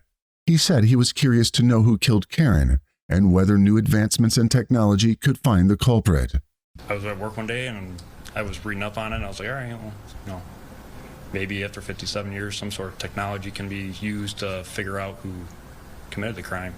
When Kevin Seeley contacted the Calumet City Police Department in December 2022 about the unsolved 1966 murder of Karen Snider, lead investigator Kevin Kalash took immediate action. All the evidence was still there. So there was a lot of, blood evidence. There was multiple pieces of physical evidence that were recovered back then. And then obviously the case file. The investigator submitted items from the scene, such as the victim's dress and a bloodstained bedsheet, for DNA testing.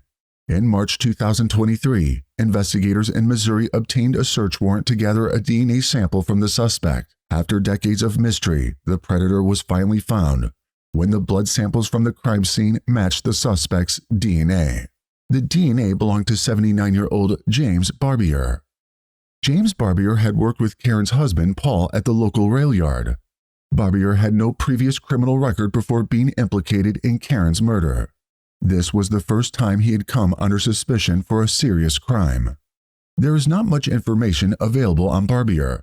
The cruel nature of Karen's murder, who was stabbed over 120 times, implies that Barbier might have had a personal grudge or a strong hatred towards her. However, the exact reasons behind this extreme violence are still unknown. James Barbier, age 79, was arrested on April 29, 2024, at his home in Crèvecoeur, Missouri. He was brought back to Calumet City, Illinois, where he was charged with first-degree murder. Yesterday, 79-year-old Crèvecoeur native James Barbier was charged with first-degree murder for the death of Karen Snider. He was arrested Monday in Crèvecoeur. In 1966, Snider was found dead in her Calumet City home, stabbed 120 times across her body. Barbier was initially suspected for the crime, but without enough evidence to charge him, he was released.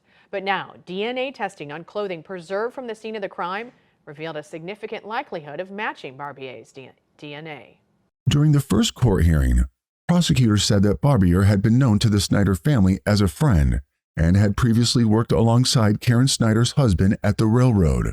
He had been the initial suspect in Karen's case. My family, my father's side, had always said, this is the man. The police noticed at the funeral that he had wounds, so he was on their radar then.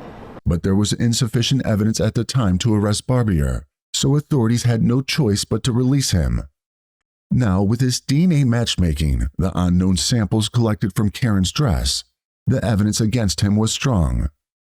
Barbier's defense attorneys highlighted his poor health, mentioning he had diabetes and had even suffered a stroke last year. The Pretrial Fairness Act required prosecutors to consider the defendant's age and their medical condition, so Barbier was permitted to return to Missouri until his trial began. Tonight, the man arrested and charged with her murder is already free. Here's video of James Barbier leaving the Markham courthouse after Cook County prosecutors didn't ask for him to be locked up until trial. Investigative reporter Ben Bradley shows you the day that started with relief ended with frustration for the victim's family. As conditions of his release, he has been ordered to surrender his passport and attend all scheduled court hearings. He will also be required to stay within Missouri, with only travel permitted to and from the court. His next status hearing will be announced shortly. Karen's brother, Bill Neves, was upset that Barbier would stay at home until the trial began, instead of being in custody, where he belonged. Can't fight the law. You know, it's a shame that the law is set up. It seems like half the time it's for the criminal and not the victims. He even said, "I can't imagine to see him sitting there, and for 57 years he was free, and my sister's been in the ground, and now we gotta hopefully present a good case and make sure he pays for what he's done." Paul Snider, Karen's beloved husband, passed away on April 15, 1989, never getting to see justice served for his wife's cruel murder. However, their daughter Paula Larson was present at the recent court hearing for the suspect, James Barbier, providing a bittersweet moment for the family. Paula described her mother as resilient, lively, and exceptionally lovely. After the court hearing, she said, "I'm very proud to be her daughter. I had to drive past the cemetery the other day, and I was alone in the car. I didn't go into the cemetery yet, but I was alone and I said out loud, 'Mom and Dad, we got him.'" Even though Barbier had been released until trial, Paula thanked everyone who was involved in the case to bring justice. Paula Larson, Larson, daughter. Very thankful for the phone call that Kevin Seeley made in 2022. That the two investigators picked up the file, ran with it, and now we are here. I'm still on with my family, a journey to justice. It's not over, but we're closer than we ever were in 57 years. I'm very thankful to Cal City, the department, the gentleman, all the gentlemen, and the three that started this ball rolling. The one that made the phone call and the two that took the case with the preservation of everything for 57 years and put that man where he should be. Paula further said that, "I never thought we'd ever get here. I never thought that we would have a DNA match because they didn't have DNA matches back in the day." The use of advanced DNA testing was crucial in solving the case and figuring out this long-standing mystery. This also shows the dedication of law enforcement authorities to resolve cold cases and ensure justice is done in order to keep their community safe. As the case of Karen Snider's murder finds some closure after more than 5 decades, we reflect on the emotions that this revelation stirs. Cases like this demonstrate how difficult it can be to solve old cases, highlighting the importance of using new technology to find a breakthrough. It also shows how important it is for the victims' families and the community to get justice and find closure. What do you think about the role that advancements in forensic technology play in solving long-standing cold cases like this one? 4.5 decades ago, on July 3rd, 1979, something terrible happened in Graham, North Carolina. A young lady's body was found near Highway 54. She was identified as Tammy Sue Aldridge, a 20-year-old college student who had gone out for a jog near Jim Barnwell Road on the morning of June 30th, 1979, but she never made it back. For 2 whole days, nobody knew where she was. When they found her, it was a horrible sight. Her ankles were tied up, and there was a rope around her neck. What could have happened to her at that time? How scared and alone must she have felt? Tammy Sue Aldridge was born on April 16, 1959, in Alamance, North Carolina, as the daughter of James Ray and Shelby Aldridge. In 1979, she was a bright and lively 20-year-old college student, known for her friendly and warm personality. After graduating from Eastern Alamance High School, Tammy pursued her dreams of becoming a physical therapist. She started her journey at East Carolina University and later transferred to Central Piedmont Community College in Charlotte to continue her studies. In June of 1979, Tammy was back home for summer break from college. To stay active and occupied, she applied for a job as an assistant at a physical fitness spa in Burlington. On June 30th, 1979, she shared with her mother her plan to borrow her uncle's bicycle for a ride around the Deep Creek Church Road, where she often went jogging. But her plan shifted due to flat bicycle tires. Undeterred, Tammy decided to go for a jog instead. But that day, Tammy didn't return home as expected. Concerned, her mother reported her missing that evening. A search operation began promptly, with search dogs brought in to track Tammy's usual jogging route. The dogs led searchers to a point along the route where the tracks indicated a car had abruptly sped off. Unfortunately, investigators couldn't trace the whereabouts of the car involved in the incident. This raised the possibility that Tammy might have been abducted while she was out for her jog. The following day after her disappearance, something unexpected occurred. Tammy made a call home at around 9 p.m. Shelby Aldridge, Tammy's mother, later recounted the conversation she had with her daughter over the phone. Tammy assured her that she was all right, but said she couldn't disclose her whereabouts. In those brief moments, Tammy expressed her love for her family and her boyfriend, Freddie, before the call abruptly ended, as if someone had forced her to hang up. Following this conversation, investigators took action and placed a tap and recorder on the Aldridge family phone, hoping for another call from Tammy. 2 days later, on July 2nd, Tammy reached out again at around 10 p.m. This time she again reassured her mother that she was physically unharmed, but still couldn't reveal where she was. Shelby vividly recalls Tammy's words, "I love you. Tell Daddy I love him. I love all of you." Unfortunately, the attempt to trace this call failed, but the conversation was captured on tape. Tammy's mother was the only one who spoke to her on the phone during these calls, and there was no mention of a ransom or any message from whoever Tammy was with. However, tragedy struck the following day on July 3, 1979. when a motorist discovered Tammy's lifeless body at around 3:45 a.m. on Highway 54. She was found with her ankles bound by rope and abrasions around her neck, suggesting she had been strangled. Despite still wearing the same jogging clothes she had disappeared in, her shorts were on backward and her top was inside out, indicating that her killer had redressed her after the crime. Autopsy reports revealed that Tammy had also been physically assaulted. The police faced significant challenges in their investigation, with very few leads to pursue. While evidence was collected from the crime scene, including DNA found on Tammy's body, no immediate breakthroughs were made. A suspect named Paul Anthony Teague was arrested in connection with the case, though the reasons behind this were never revealed. He was later acquitted due to the lack of physical evidence tying him to the crime, and from then on, the case went cold. For over 40 years, Tammy's case remained unsolved, haunting her family and the community with unanswered questions and lingering pain. In 2020, investigators in Alamance County decided to reopen Tammy Sue Aldridge's case, hoping that advancements in technology could finally lead them to her killer. Sergeant Dan Denton, the new investigator on the case, stumbled upon a crucial clue while familiarizing himself with the old files. Within the case file, he found a piece of paper with a name written on it, Gary Lane Laframboise.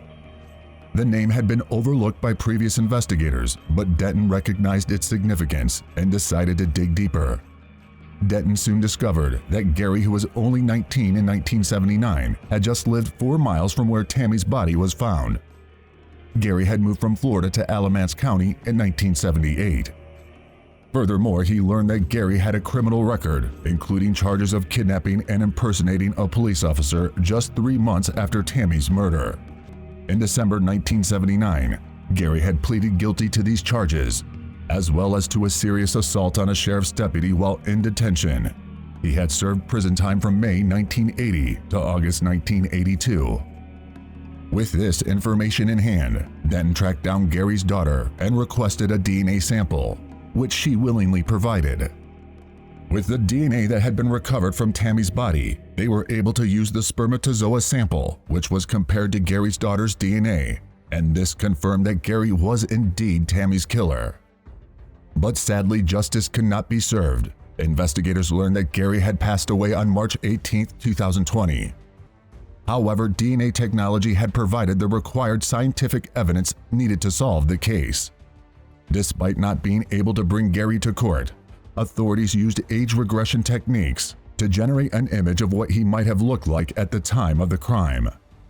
This discovery brought closure to Tammy's case, shedding light on the identity of her long elusive killer. Meanwhile, Detective Denton explained that finding his name was the biggest thing. Once you get a name, once you get a lead, once you get something to go on, that's kind of what drives you to keep digging and digging and digging. As for whether Gary acted alone, investigators couldn't confirm this. Tammy's family believed there may have been another person involved. Describing Tammy, her family remembered her as a dedicated student, excelling with straight A grades at East Carolina University, and a desire to work with the elderly. Despite the closure, Tammy's family still has many unanswered questions. However, they are grateful for the resolution after 45 years of uncertainty and emotional turmoil, finding relief that their long-lost fight for justice has finally come to an end. Thank you, Uncle, but speaking of closure, it's going to be different for each of us individually. But we want to thank you for what you've done.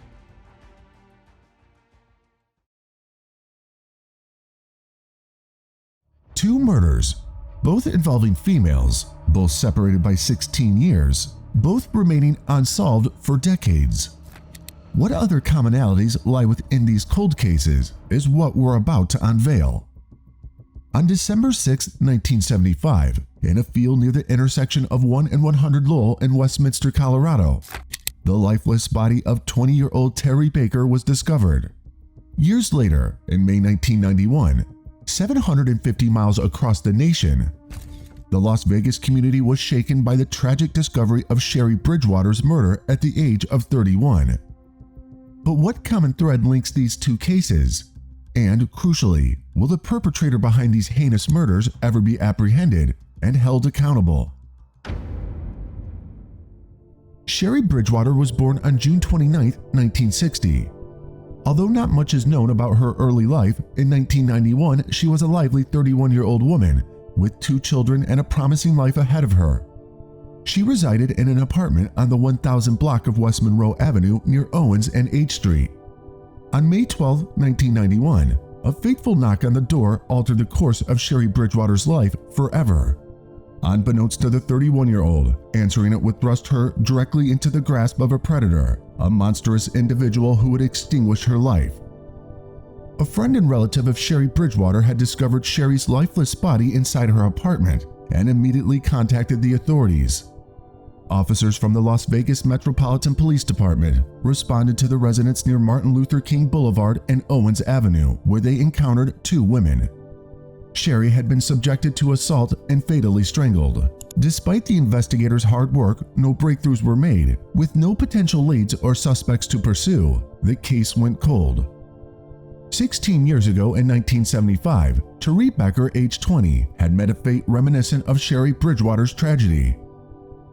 Therese Becker hailed from Casper, Wyoming. Before moving to Denver, she worked at the Golden Bell Press, a local newspaper following her high school graduation. Her family described Therese as a free spirit who embraced life with zest, and she was known for her friendly nature and ability to converse with anyone. On December 6, 1975, a couple riding a motorcycle had discovered the body of Therese Becker, along with her clothes and belongings lying in a field near the intersection of 1 and 100 and Lowell in Westminster, Colorado. We assumed strangled, but we don't know for sure. She had just been dumped there, left there in the field. Over time, suspects are looked at, nothing's developed, leads are looked at. The autopsy revealed that she had been assaulted and died from asphyxia. In a pursuit of justice for Therese Becker, Chandra Thurston devoted years as the lead detective. Over the decades, various detectives reviewed the case multiple times, including A.C. Stutson. There's been a lot of ups and downs in this case, where we were close so many times and then where we'd kind of slip away. As years stretched into decades, these cases became veiled in secrecy and obscured by time. Despite diligent efforts from detectives and legal experts, these cases remained inactive for decades, hindered by technological limitations. There were definitely times during this where you felt like, I'm never going to figure this out. In 2003, the Colorado Bureau of Investigation successfully obtained the DNA of an unidentified male from the evidence collected in Therese's assault kit. Despite inputting the DNA profile into the nationwide combined DNA index system, no match was found. While in Sherri's case, Lieutenant Jason Johansson of the Las Vegas Metropolitan Police Department made significant progress in 2013. Technological advancements enabled detectives to submit the assault kit from the case for DNA analysis. Through this examination, the police managed to create a suspect profile of the individual believed to be responsible for Bridgewater's murder. As many of you are well aware, the advancements in DNA technology has allowed us to go back and look at cases and obtain evidence that we had, but we didn't know what was there until the advancements in DNA technology. And it wasn't there until 2013 when this assault kit from Miss Bridgewater was submitted for DNA examination, and through that DNA examination we were able to develop a suspect profile of the person who we believed murdered Sherri Bridgewater, but at that time we were not able to put a name behind the DNA profile. Upon submitting the profile to CODES, the combined DNA index system, Las Vegas Metro Police discovered that their case was linked to another. A CODES match directed detectives to the unsolved murder of Therese Becker in Westminster, Colorado. Las Vegas was working a cold case and they submitted their unknown DNA into the database, and it hit to our DNA. So we knew that the 2 cases were involved. The suspect was likely the same in both. Both Las Vegas and Westminster police conclusively established that the same perpetrator was responsible for both women's murders. However, it would take another decade before they could identify the individual. Both agencies had the same suspect profile, but at that time there was not the technology available to us to actually identify who the suspect profile was, unless somehow we were able to obtain DNA from that suspect. Both agencies collaborated and jointly opted to submit the case for forensic genealogy analysis to Parabon Nanolabs, followed by Solves by DNA in Denver, Colorado in 2018. In 2022, almost 4 years later, we were eventually able to identify our suspect as Thomas Martin Elliott, who you'll see here to my left. Through our investigation and their investigation, we were able to place Mr. Elliott in Colorado at the time of the murder of Therese Becker in Westminster, Colorado, and we are also able to place him in Las Vegas in 1991 at the time of the murder of Sherri Bridgewater. Emerging from humble beginnings on January 4th, 1949 in Tulsa, Oklahoma, Thomas Martin Elliott entered the world seemingly indistinguishable from the masses, born to John and Mary Elliott. Yet beneath his unassuming facade lay a sinister and troubled mind, propelling him toward heinous acts of violence. Thomas Martin Elliott faced arrest in Colorado for a burglary charge around the time of Therese Becker's murder in 1975. How he encountered Therese remains unknown to date. Subsequently, he was transported to Carson City to serve his sentence for that conviction. Following his release in 1981, Elliott committed on a 13-year-old girl in Carson City, leading to another arrest and subsequent imprisonment until 1991, when he was granted parole. Following his release on parole in 1991, Elliott crossed paths with Sherri at an Alcoholics Anonymous gathering, and subsequently, according to police reports, took the life of Sherri Bridgewater in her apartment. In November 1991, 5 months after Sherri Bridgewater's murder, Elliott was declared deceased from a self-inflicted gunshot wound in Las Vegas, where he was interred at a nearby cemetery. He commits a very serious offense against a child and is sent back to prison for life, but with the possibility of parole. Gets out 10 years later, commits the homicide in Vegas, and then about 5 months later, he kills himself in a parking lot. Although authorities had identified Elliott in 2022, police refrained from definitively confirming his identity as a suspect. With the help of the Vegas Justice League, a group of local volunteers who made contributions to help solve cold cases, they secured funding to exhume Elliott's remains in October 2023. At that time, they exhumed his body and extracted DNA from tissue and bone specimens. They needed to access the suspect's body, basically, and they had to do an exhumation. We said, absolutely, how can we help? The DNA evidence extracted from Elliott's exhumed remains unequivocally confirmed him to be the murderer of Sherri Bridgewater and Therese Becker. After relentless hard work, the Colorado Bureau of Investigation and Bode Technology managed to analyze the DNA samples. They found a 100% match with evidence from both crime scenes. Because not only we were able to solve a cold case, we were on the backside able to provide two different families, in this case, closure. After more than 30 years of investigation, the rigorous efforts of law enforcement finally yielded results, though the satisfaction of courtroom justice remained elusive. There's a lot of relief. There's also the fact that I hope that she knows, or that she thinks that, we didn't give up on her, that we worked until we were able to find justice, even if it is this way, without being able to prosecute someone, but to find justice for her and to know that that she mattered and that we always cared about her. David Becker, the last surviving family member of Therese, conveyed his heartfelt gratitude for the persistent commitment of the officials involved. I just really applaud the Westminster Police Department. I mean, it's just hard to believe after 45 years that a DNA can match and bring closure, which I'm grateful for. Just knowing that that person's not out there taking away some other sibling's life for someone else, to me, there's comfort in that. Though the families of Sherri Bridgewater and Therese Becker were denied the chance to confront their loved one's assailant in person, the identification of Thomas Martin Elliott brought a semblance of closure that had evaded them for too long. This case shows the true nature of human resilience and persistence. Despite the challenges of solving a cold case, the determination of everyone involved led to its conclusive resolution. Though justice for Sherri and Therese was delayed, the steadfast dedication of the authorities ensured that it was not denied.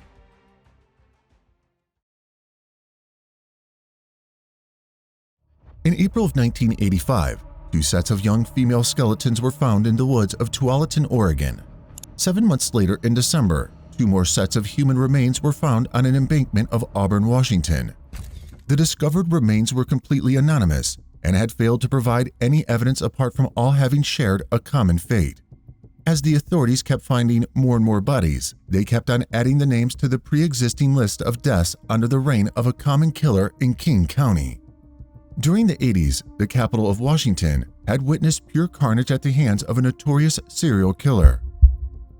It was that time in the history of America when the nation faced the horrors of its most prolific serial killer to date, whose victims were still being discovered even after 40 years.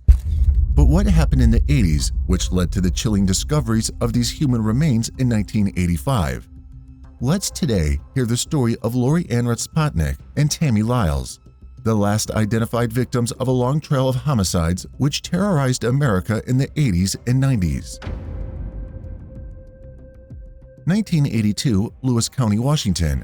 Donna Marks and William Ratspotnick were raising 2 of their children, Bill and Loraine Ratspotnick. One day, Lori had gone missing from home. Donna assumed that her daughter had made a hasty decision, and the act of leaving home was a result of her being a rebellious teenager. However, Lori had disappeared without leaving any note and never came back.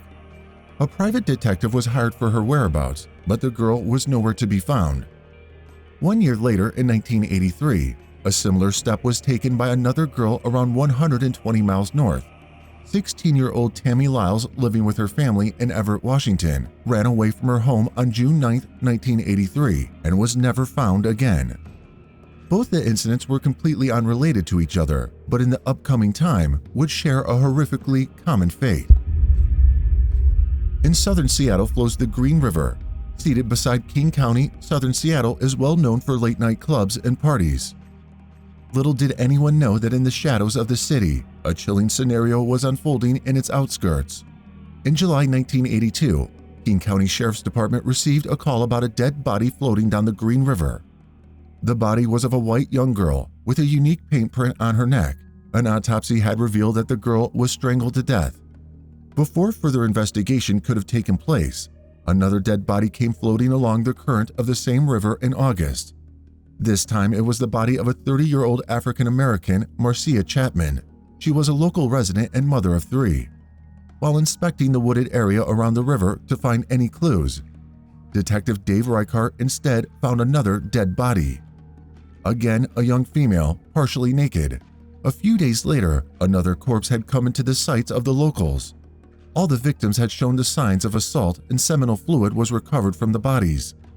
After finding the corpses of 4 women within such a short period of time, the King County detective quickly realized they had a serial killer in town and dubbed him the Green River Killer.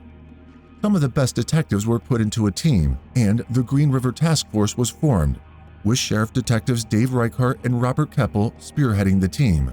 But before the previously found bodies could be examined and identified by the force, more corpses started coming down Green River. Over the next 4 months, by the end of 1982, 15 more female dead bodies were found around the Green River and SeaTac Airport. The women found were of different ages, ranging between 16 to 36, and were of varied races having no particular connection to each other. Despite not knowing each other, all of these women shared the same cause of death, strangulation. What was even more surprising was that all the women turned out to be prostitutes who had worked the famous Strip Street in southern Seattle. The street was famous for late-night clubs and was worked by hundreds of female escorts. When investigated, it turned out that several women from the street had been reported missing. By June of 1983, the department had discovered 26 female corpses in the same mysterious manner and with no clue about who the killer was. For a change, some of the victims now were also identified as runaway teens. Authorities had interrogated a few suspects by now who had a history of molestation, but when dug deeper, none of them proved to be a point of interest regarding Green River killings. In 1983, the case had found a grim development. 18-year-old Marie Malvar had disappeared from the Strip Street. Luckily, her boyfriend, who was also her handler, was present nearby as he chased the green pickup truck in which she had been taken. Marie hadn't come back, and a few days later her boyfriend found the same pickup parked in front of a house just off Strip Street. Detectives booked the man of the house, who was identified as Gary Ridgway. Ridgway was interviewed, where he denied any involvement with Maria. With that, for the next few months, it seemed like the terror of the Green River Killer had come to an end, with no more bodies floating down the river. As no more bodies were being found, and with mundane leads being wrapped up, the Green River Task Force had dismantled. However, as if making a grim comeback, the trail continued again in the early months of 1984. More dead bodies had been found, similarly assaulted and dumped around the Green River. The total count crossed 40 this time, and sometimes detectives would find more than one corpse at a single place. Among the carnage, an incident occurred at Strip Street that got the attention of the detectives. One of the street girls, Paige Miley, reported the disappearance of her friend Kim Nelson, who also worked on Strip Street and was taken in a pickup by a man. Kim didn't come back after that, but the man who had taken her approached Paige days later, asking about Kim's whereabouts. Paige was shown 6 pictures of suspects and she identified the pickup driver. It was again Gary Ridgway. This was the second time Ridgway was being interrogated on charges of missing prostitutes. Ridgway was booked under serious suspicion this time by Detective Reichart and was made to take a polygraph test with questions about the Green River killings. Surprisingly, he passed the test. After taking his test, Detective Reichart described Ridgway as a meek, mild and mannered guy who couldn't hurt a fly. His house was searched thoroughly, and although pictures of a few women were found there, nothing worthy of attention came in hand that could link Ridgway towards the cold-blooded murders happening. Around the same time, Ted Bundy had been taken into custody, and detectives on the Green River killings also interrogated Bundy, not for his involvement in the murders, but to seek his advice on the patterns of the Green River serial killer.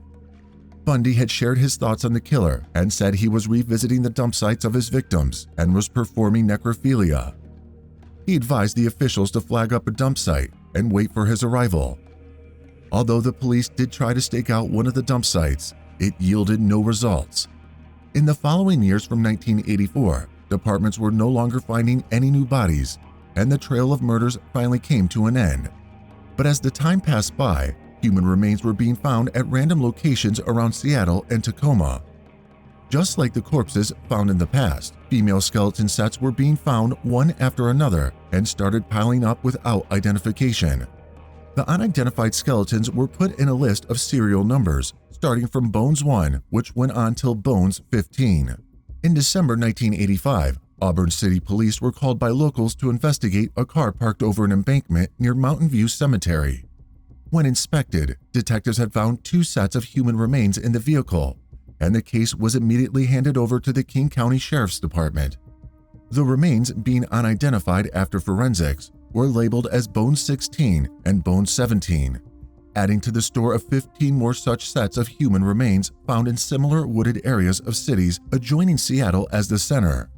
Same year in April, around 190 miles south of King County in Tualatin, Oregon, 2 more sets of human skeletons were found in a lone wooded place, out of which 1 set was partially present. Local detectives didn't think that the remains were related to Green River killings in Washington at first, as it was the only finding outside the state. But its anonymity and pattern again had linked it under King County Sheriff's Department, who now had a stack of different human skeletons in their account and no lead to investigate upon. On some level, Gary Ridgway was always running as a suspect for Detective Reichart.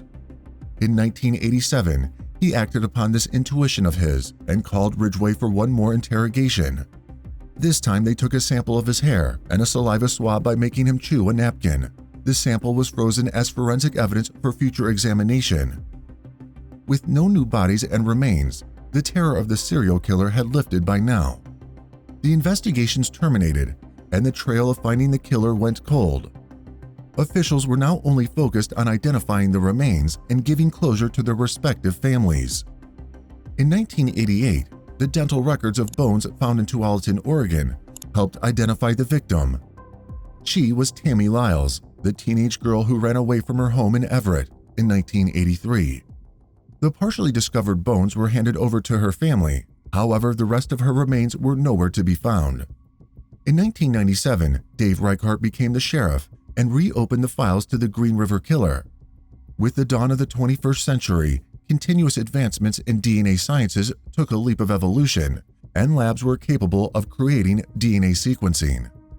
Washington State Crime Lab, collaborating with the King County detectives, did the same and created DNA profiles from male fluids found from the initial Green River victims. After a profile was created, it was cross-examined with the samples taken in 1987 from Ridgway, the most suspicious man till now in the eyes of the sheriff. To his long wait and consistency, DNAs matched. Ridgway was proven as the man behind assaults of initial Green River victims. On November 30th, 2001, Ridgway, while coming out of his workplace Kentworth Truck Factory, was arrested by authorities on suspicion of murdering 4 women nearly 20 years ago. Ridgway's attorneys argued that the linking of seminal fluid found on bodies to Ridgway only proved that he had taken service from the prostitutes, not that he had killed them. The sheriff knew they needed more evidence than that. After examining minor details like hairs and dust particles on clothes of the initial victims, forensic scientists found an unusual pattern. Along with the dust particles, they found numerous little spheres of paint. Through high-quality infrared photometry, a way of obtaining chemical signature of a compound, the paint spectrum was observed, and it came out to be a specific kind of spray paint used by Kenworth Truck Factory, where Ridgway worked as a truck painter. Through high-quality infrared photometry, finally the detectives had the evidence they needed to bring this case to a close. The authorities had something independent other than DNA, and the spray paint on the bodies of victims proved they were in contact with Ridgway shortly after their death. Finally, in the spring of 2003, Gary Ridgway was charged with 7 counts of murder. The Green River killer, Gary Leon Ridgway, was born second among 3 boys of Mary Rita and Tom Ridgway in 1949. Raised in the neighborhood of SeaTac, Ridgway was used to witnessing violent arguments between his parents. His mother had lived a vibrant lifestyle, dressing up in exposed clothing and living the life of a reveler, which didn't play a healthy role in his upbringing. Having a common habit of wetting the bed, Ridgway was abused and scolded by his mother while she washed his genitals for him. During this act, her extremely exposed body troubled the kid. Not having any source of counsel and festering in an abusive environment, he drowned in the feelings of anger as well as intimacy for his mother. He later had stated that he wanted to kill her, but at the same time he wanted to be physically involved with her. Undergoing a mental distance in the mother-son relationship, Ridgway, on the other hand, traveled with his father, who was a local bus driver. The bus passed every day from Highway 99 of Seattle, where Ridgway saw hundreds of street girls standing on the famous strip street of the city, carrying out their business. His father not only cursed these ladies, referring to them as a burden on earth, but also used to leave Ridgway alone in the bus when he sought the service of those he cursed. Ridgway's shadowed life started surfacing around the time when he was 16. He had stabbed a 6-year-old boy behind the bushes of a park just to see how it feels to kill someone. Luckily, the boy survived, but it was merely a sampling of killing for Ridgway. In high school, he joined the Navy and was sent to Vietnam. Serving on board a supply ship, Ridgway experienced violent combat firsthand. During that time, he started coming into contact with prostitutes on a regular basis. Soon after, he married his high school girlfriend, Claudia, before going to Vietnam. And when he returned home, he got to know she was having an affair. This enraged him greatly, making Claudia the second woman in his life who wronged him, and the marriage broke. After that, he got married a second time and became a religious man. He forced his second wife, Marcia, to strictly follow the teaching of the local pastor and at the same time, as stated by Marcia herself, demanded insatiable physical relations at unusual public places or in woods. He went door to door spreading teachings of Christianity, but his visits to Strip Street never stopped. After having a son from his second marriage, his relationship with wife Marcia again started to deteriorate, and ultimately the couple got divorced around the 1980s. After 2 failed marriages, Ridgway was living alone and was working as a truck painter in the Kenworth Truck Factory. It was during this time when Ridgway's twisted psyche towards women roamed out in the open. He started stalking the areas of Seattle and Tacoma, looking for runaway teens and prostitutes, paying regular visits to Strip Street. Every other day he would pick up a girl from the street in his van. Usually he would bring them back to his apartment or take them somewhere in a secluded area around SeaTac Airport or Green River. After being intimate with the girls, he would act out a strong urge to strangle them tightly from behind till they took their last breath. How much are you pulling on her neck? I'm pulling really hard on her neck. How? Just like this. What are you saying to her? Don't fight, and I'll let you go. And then choke them with his forearm. I'm feeling, I gotta kill her, I gotta kill her, I gotta kill her. His go-to move was showing the picture of his son while showing his driver's license as an identity check, which made the girl feel safer to go along with Gary. After assaulting and killing his prey, he would then dump their bodies in the Green River or bury them in the woods around the river. In some instances, he stated he revisited the dead bodies and performed necrophilia because that saved him money and the risk of being suspected. It turns out Ted Bundy was right after all. For 2 years, he kept escaping detectives from right under their noses. In 1985, he had started dating Judith Mawson, who later became his third wife in 1988. Judith described Ridgway as a perfect gentleman, a loving, caring guy, who became a support to her children and even grandchildren. During this time, he rarely went to prostitutes, as he stated later he loved Judith, and she made him want to be a better person. Judith mentioned that Ridgway had odd hours of working. In reality, he was actually revisiting the dump sites of his victims to destroy evidence and confuse the detectives. He did this by leaving stuff like cigarettes and belongings collected from random people on the bodies of victims. Most of the victims were killed in his home, his truck, or a secluded area. Ridgway had a below-average IQ of 80, but he knew what he was doing all these years and kept evading the police for almost 20 years. After the arrest in 2003, Ridgway admitted his involvement in the Green River killings.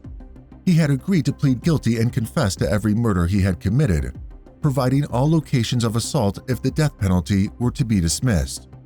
Sheriff Reichart, although eager to see the man undergo the death penalty, knew that a larger number of victims were still missing and unidentified, and that their families deserved closure. They took the death penalty off the table, and Gary Ridgway pled guilty on November 5, 2003. In his statement, Ridgway confessed that he had killed at least 70 to 80 women in his lifetime, and he had killed them all within King County, Washington. He also transported and dumped the remains of the 2 women near Portland, Oregon, just to confuse the police and throw them off his trail. In late 2003, he gave a detailed tour to the authorities of every site where he had dumped the bodies. He distinctly remembered every site in Seattle, Tacoma, and around the Green River. On December 18, 2003, King County judge sentenced Ridgway to 48 murders without the possibility of parole, and along with that, he got sentenced to an additional 10 years for destruction of evidence for each of the 48 victims, adding 480 years to his 48 life sentences. Family members of most of the victims were present in the final hearing, and they all shared their hatred towards Ridgway, who was instructed to look each and every speaker into their eyes. At one point, Gary Ridgway had burst out in tears after the father of a girl he assaulted said that he forgave Gary Ridgway. He earned the label of America's most prolific serial killer after his sentencing and was imprisoned for life in Washington State Penitentiary in Walla Walla, Washington.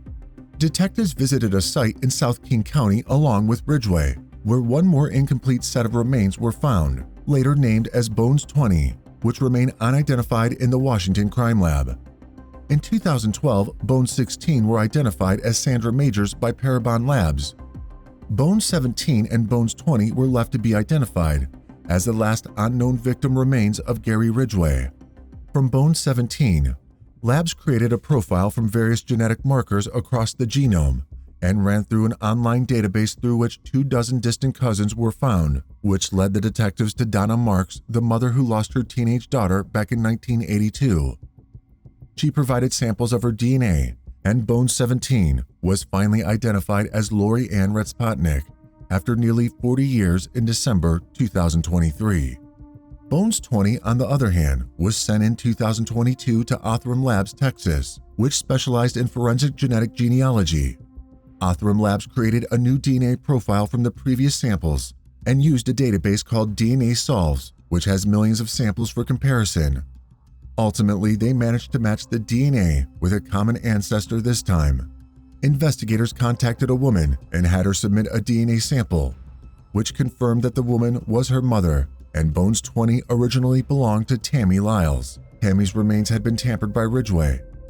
The remains found in Tualatin in 1985 were also identified as Tammy Liles. Now she was identified the second time in January 2024. Gary had transported 2 sets of remains to Oregon, out of which one belonged to 16-year-old Tammy Liles. The family had buried her incomplete remains in 1988, and when more remains were identified to her name, the family decided not to address any coverage. She was the last unknown victim of Gary Ridgway, identified on number 49th after Lori Ann Ritzpotnick. In the case of Gary Ridgway, which took decades to unfold, there is a point of debate which remains standing even today. The very first victim's body found in the Green River had spray paint on her neck, which was never taken into account anytime soon by the investigators. Although all 49 victims of the Green River killer had been identified, Gary Ridgway testified that he had killed between 70 to 80 women. If that is correct, will the remaining victims ever be found? With the case finally closed, it begs the question, how did Ridgway manage to kill so many women without getting caught for so many years? Do you think the detectives missed out on any clues that could have sped up the investigation and caught the killer sooner? And was there anything that could have been done in order to change the tragic fate of so many young girls?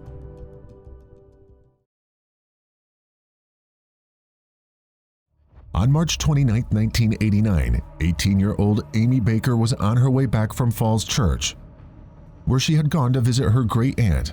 The family had recently moved out of Falls Church, Virginia to Stafford. The family of 4, Amy along with her parents Mark Baker and Sue Eisler, and her younger brother David, were fast adjusting themselves to life at Hartwood, Stafford County. Amy was still stuck with the fond memories of Falls Church, and so she would often travel back to town to spend time with her friends and family. But something sinister would follow her visit this time around. Amy, as usual, spent her day around the neighborhood and left home for Stafford at around 8:30 p.m. She was driving her blue Volkswagen Beetle and was supposed to get back before midnight. In a hurry to get back home as quickly as possible, Amy forgot to get her gas checked before leaving. Amy soon found herself stuck in the middle of the road along Interstate 95. Having pulled over at the shoulder of I-95 at Blacklick Road in Springfield, Amy put on the blinkers and walked up the exit towards an Exxon station in the hope of getting some gas nearby. But soon she would be struck by tragedy lurking in the darkness of night. After having been missing the night before, the family rushed to the police station to get their daughter reported. The family secured their own search team to look out for Amy. On March 31, 1989, Sue Baker and her sister-in-law, Mary Billette, were out in the area with missing person posters when they stumbled upon a treacherous discovery. Only feet apart from where Amy's vehicle was last found, the family discovered her body in a wooded stretch near the exit ramp of Interstate 95 in Springfield, west of Alexandria. Baker's car had run out of gas on the exit ramp, Fairfax County Police said. They believe she left her vehicle to seek help at the nearest gas station, encountering the suspect who subsequently fatally strangled her. Despite the rapid response following the grim discovery, Amy's family believed her case was being mishandled by the department. The sight of Amy's new tennis shoes, barely worn since her 18th birthday, was the first evidence that initially helped the family identify her. The autopsy reports revealed harrowing details of the crime.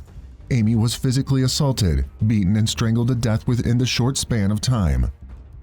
The injuries to the body narrated that she struggled to fight, but due to the dark trench of Blacklick Road Bridge, her screams were left unheard. The case was gradually losing hope when the authorities sought out public assistance for help. The primal focus was brought down on 2 vehicles of interest spotted near Amy's abandoned car, a dark-colored early 80s Buick and a blue Ford Escort. Despite the efforts, the leads dried out without any possible suspect. The case slowly turned cold as both authorities and family lost hope at finding Amy's killer and bringing them to justice. For 32 long years, Amy's family would search out for answers to their daughter's death. In 2021, forensic genealogy would finally be able to crack in on the cold case of Amy Baker. After the country's most notorious cold case, the Golden State Killer was grounded behind bars in 2018. Forensic DNA of many unsolved cold cases were reopened in the hopes of finding new evidence. Alas, in 2021, that DNA led to a breakthrough in the unsolved Virginia case. Fairfax County Police Department's cold case detectives submitted evidence from Baker's case files to DNA Labs International, and a possible DNA profile was able to develop. Meanwhile, a detective in Stafford County was using forensic investigative genetic genealogy to help identify another unsolved cold case. Uploading this profile to the Virginia State Database revealed a link between Amy's death and the ongoing homicide investigation of Jacqueline Lard in Stafford County, Fairfax County Police said. This new string of information connected to random murder profiles, which happened 3 years apart, all linked to the same killer. Who was this man? How did Jacqueline Lard connect to the case? And what happened in 1986? On the autumn morning of November 14, 1986, little Edwin Lard was excited for his 11th birthday and looked around the house calling out for his mother. He and his sister were left unattended in the entire house with no sight of their mother, Jacqueline Lard. Jacqueline Lard was a 40-year-old real estate agent in Stafford County. She usually left work by 8:30 p.m. and returned late evening to fend for her 2 children. Strangely, that night she never got back home from her shift. The boy and his sister got a call from someone at her office, wondering if she was all right. It happened a long time ago, and I mean it shaped my life, Edwin Lard, 48, said recently. I can pretty much look at the majority of things that I've done in my life, and I think many of them stem from this event. Jacqueline Lard was murdered while her husband was on a DEA mission in Costa Rica. Her 13-year-old daughter and 7-year-old son were staying with their mother. She was scheduled to work that night until 9 p.m. when the office would be closed. On Saturday morning, as Lard's co-workers arrived at the office, they were struck by a horrid scene. Blood was smeared on the walls and floors, painting a sight of a violent struggle. While Jacqueline Lard's whereabouts was still unknown, one of her black pumps, business cards, and some of her real estate papers were found strewn over an edge, stained with blood. Her champagne-colored 1985 Nissan was gone from the parking lot without a trace. The following Sunday, on November 15, 1986, 2 boys playing in the woods on Railroad Avenue in North Woodbridge found Jacqueline Lard's partially clothed body under an old blanket. The body was tucked away beneath a discarded carpet in the neighboring Prince William County. Reports at the time said she had been killed by blunt force trauma. A month following that, her car, a rose-colored Nissan Stanza sedan, turned up abandoned in Alexandria. She had an orange dog leash knotted around her neck, investigators said at the time in a press interview. Connecting back to the incident on March 29, 1989, when 18-year-old Amy Baker of Stafford went missing on her way back from Falls Church. Finally, 35 years later, Detective Dake Wood found a possible match delving into the cold cases. The analysis of the DNA linked the murder of Jacqueline Lard to the unsolved 1989 murder of Amy Baker in Fairfax County. Major Sean Kimmitz from Stafford County Sheriff's Office said in a news release, Stafford County and Fairfax County detectives then joined forces, and on December 14, 2023, after a family name for the suspect was identified, detectives followed up on the leads and created an ultimate obtained search warrant for DNA from Stafford County resident Elroy Harrison. A Stafford County grand jury indicted Harrison on charges of first-degree murder, abduction with the intent to defile, and aggravated malicious wounding of Jacqueline Lard, as well as breaking and entering with the intent to commit murder. Elroy Harrison was arrested on March 5, 2024 from his home and placed in the Rappahannock Regional Jail without bond. Harrison had been held in imprisonment and was scheduled to be arraigned in April 2024, according to the Sheriff's Office, though nobody has been charged in Baker's cold case yet. The Fairfax County Police Department said they were closing in on the case, noting that forensic evidence had linked the same suspect in Lard's murder to Baker's homicide. The latest updates to the case showcase delay in the trial of Elroy Neal Harrison. Elroy's defense attorney, Jim Alevick, requesting the state for Harrison's competency evaluation. Harrison's declaration has created a massive issue in closing down Amy Baker's case. The family and friends of Amy Baker are hopeful to get closure soon, and thanked the state and county for their due diligence. The whole county had been inspected, every corner to find new evidence after Harrison's custody. Fairfax is taking care of this, and they will, but right now we want Jacqueline Lard's case taken care of, so we know he's never coming out of jail, Sue Baker told CNN. Jacqueline Lard's family have decided to keep themselves out of the media exposure as they cope with their mother's death.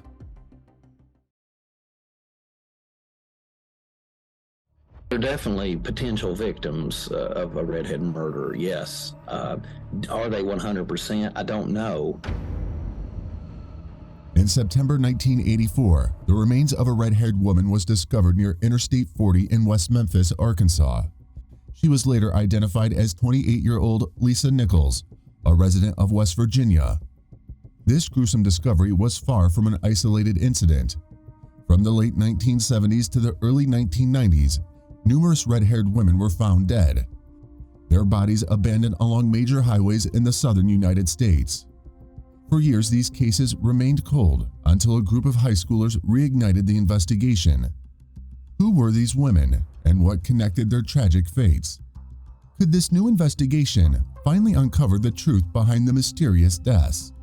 Join us as we uncover the mystery. The nightmare began quietly. In late 1978, the first victim was discovered, a young woman with fiery red hair, dumped near a deserted stretch of highway in Tennessee.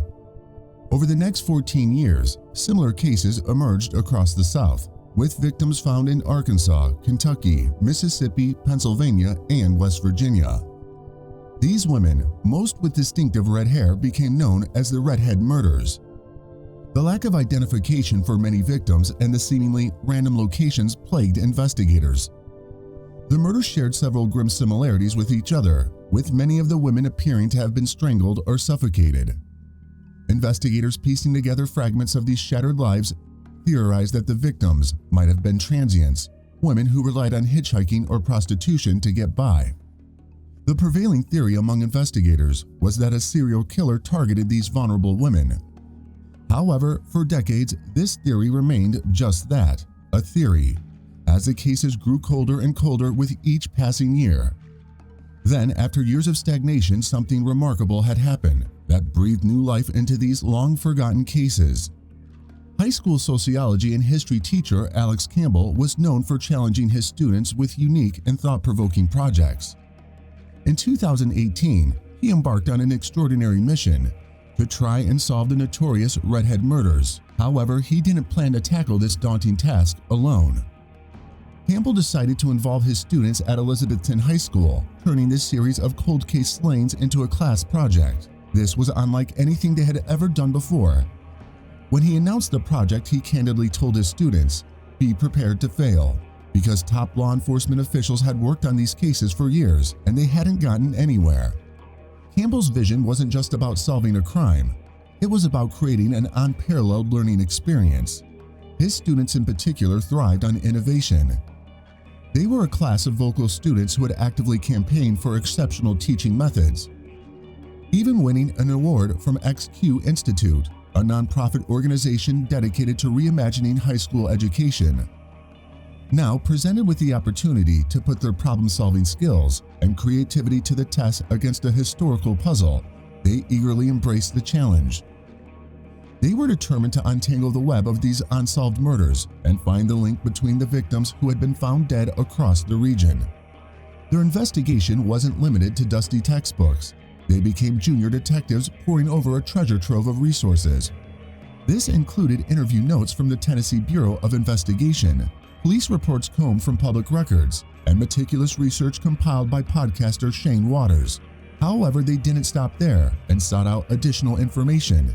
Interviews with anyone potentially connected to the case became their focus.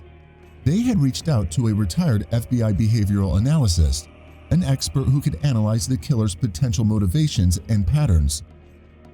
An international not expert joined the team, examining any specific methods used in the crimes to tie and bind the victims. A former member of the district attorney's office provided legal insights, while seasoned retired homicide detectives had offered their invaluable investigative experiences. Even forensic experts were consulted to understand any physical evidence.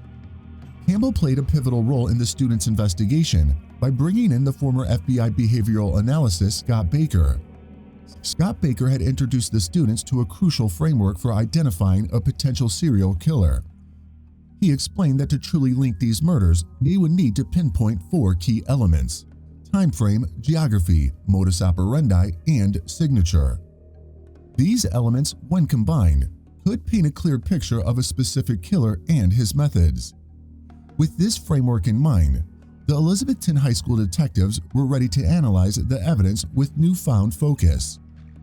These determined students weren't just clocking in school hours and forgetting about the project when the bell rang. The Redhead murders became their passion project, demanding their attention in between the usual hustle of homework assignments, basketball practices, and even church functions. Often they met early before school to share their progress and plan the next steps with their teacher, Alex Campbell. Their dedication paid off in a major way. One particular detail emerged as a potential game changer: the knots and ligatures used on the victims. The students had managed to obtain pictures of the ligatures and bindings used by a suspect in a separate attempted murder case, a suspect who was already behind bars. With these images in hand, they reached out to their expert on the team, the international knot expert Lindsay Philpott. Together, they had developed a ligature signature that matched the modus operandi of the Redhead murders, providing a crucial piece of evidence in linking the cases. After a whirlwind semester of piecing together the puzzle, the Elizabethton High School sociology class arrived at a crucial conclusion. They agreed that 6 of the victims were likely connected to the same perpetrator. They dubbed this perpetrator the Bible Belt Strangler, due to the geographic concentration of the murders in the southeastern United States. The timeline allowed them to narrow down their focus as well. They discovered the victims all had met their tragic ends between 1983 and 1985. However, a formidable obstacle loomed before them: identification. Only one of the 6 women had a confirmed identity, and that was Lisa Nichols, a 28-year-old from West Virginia. The others remained nameless Jane Does. These unidentified victims presented a particular daunting challenge. Without a name, it was nearly impossible to trace a person, identify potential enemies, or locate grieving families. Despite these hurdles, the students had pressed on. At the conclusion of the school year, they decided to take a bold step. They held a press conference to unveil their findings and reignite the interest in the case.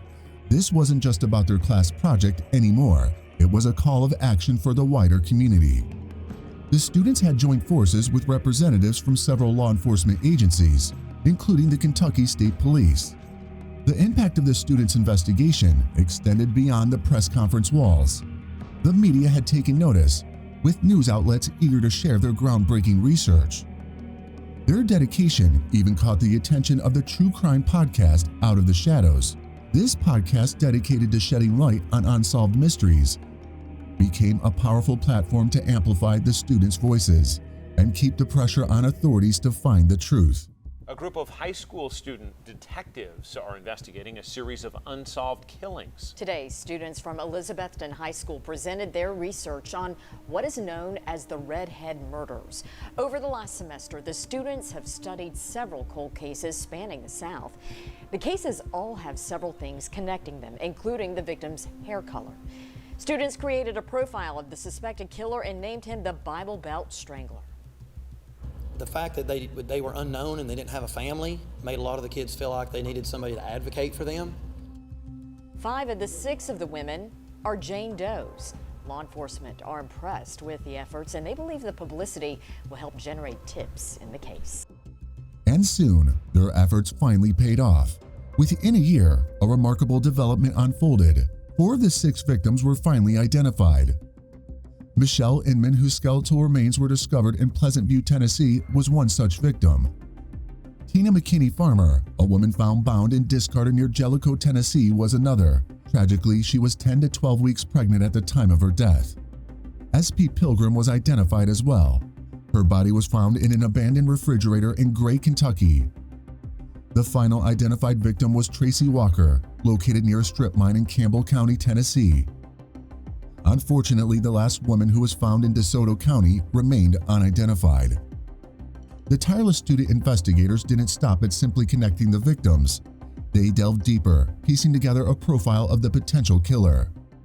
Their theory centered on a single perpetrator. They suspected that it was most likely someone who drove a commercial truck for a living. This detail wasn't a random guess either. Truck drivers often traverse long distances and have the opportunity to pick up hitchhikers or linger in remote areas where the victims were found.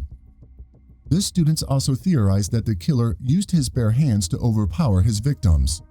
They constructed a detailed description based on their findings. The killer was likely a white male, born between 1936 and 1962. He would have been between 5 feet 9 inches and 6 feet 2 inches tall, with a weight ranging from 180 to 270 pounds. Intriguingly, the class believed that this individual could still be alive and even residing within Tennessee. The students had also examined the crime scene details, searching for clues about the killer's motives. The absence of any signs of assault or torture ruled out lust or sadistic pleasure as a driving force. Instead, they theorized that this was a mission-oriented killer. Perhaps he harbored a twisted sense of justice, eliminating those he deemed undesirable or a threat to society. This theory, however chilling, fit the pattern of seemingly random attacks on these women. While some of the victims' families did not actively pursue justice, the students felt a responsibility to keep fighting for these women. They were determined to bring closure not just to the case, but to the lives tragically cut short. Months turned into years, and Elizabethton High School students' dedication continued to pay off. Their classroom project had morphed into something far more significant.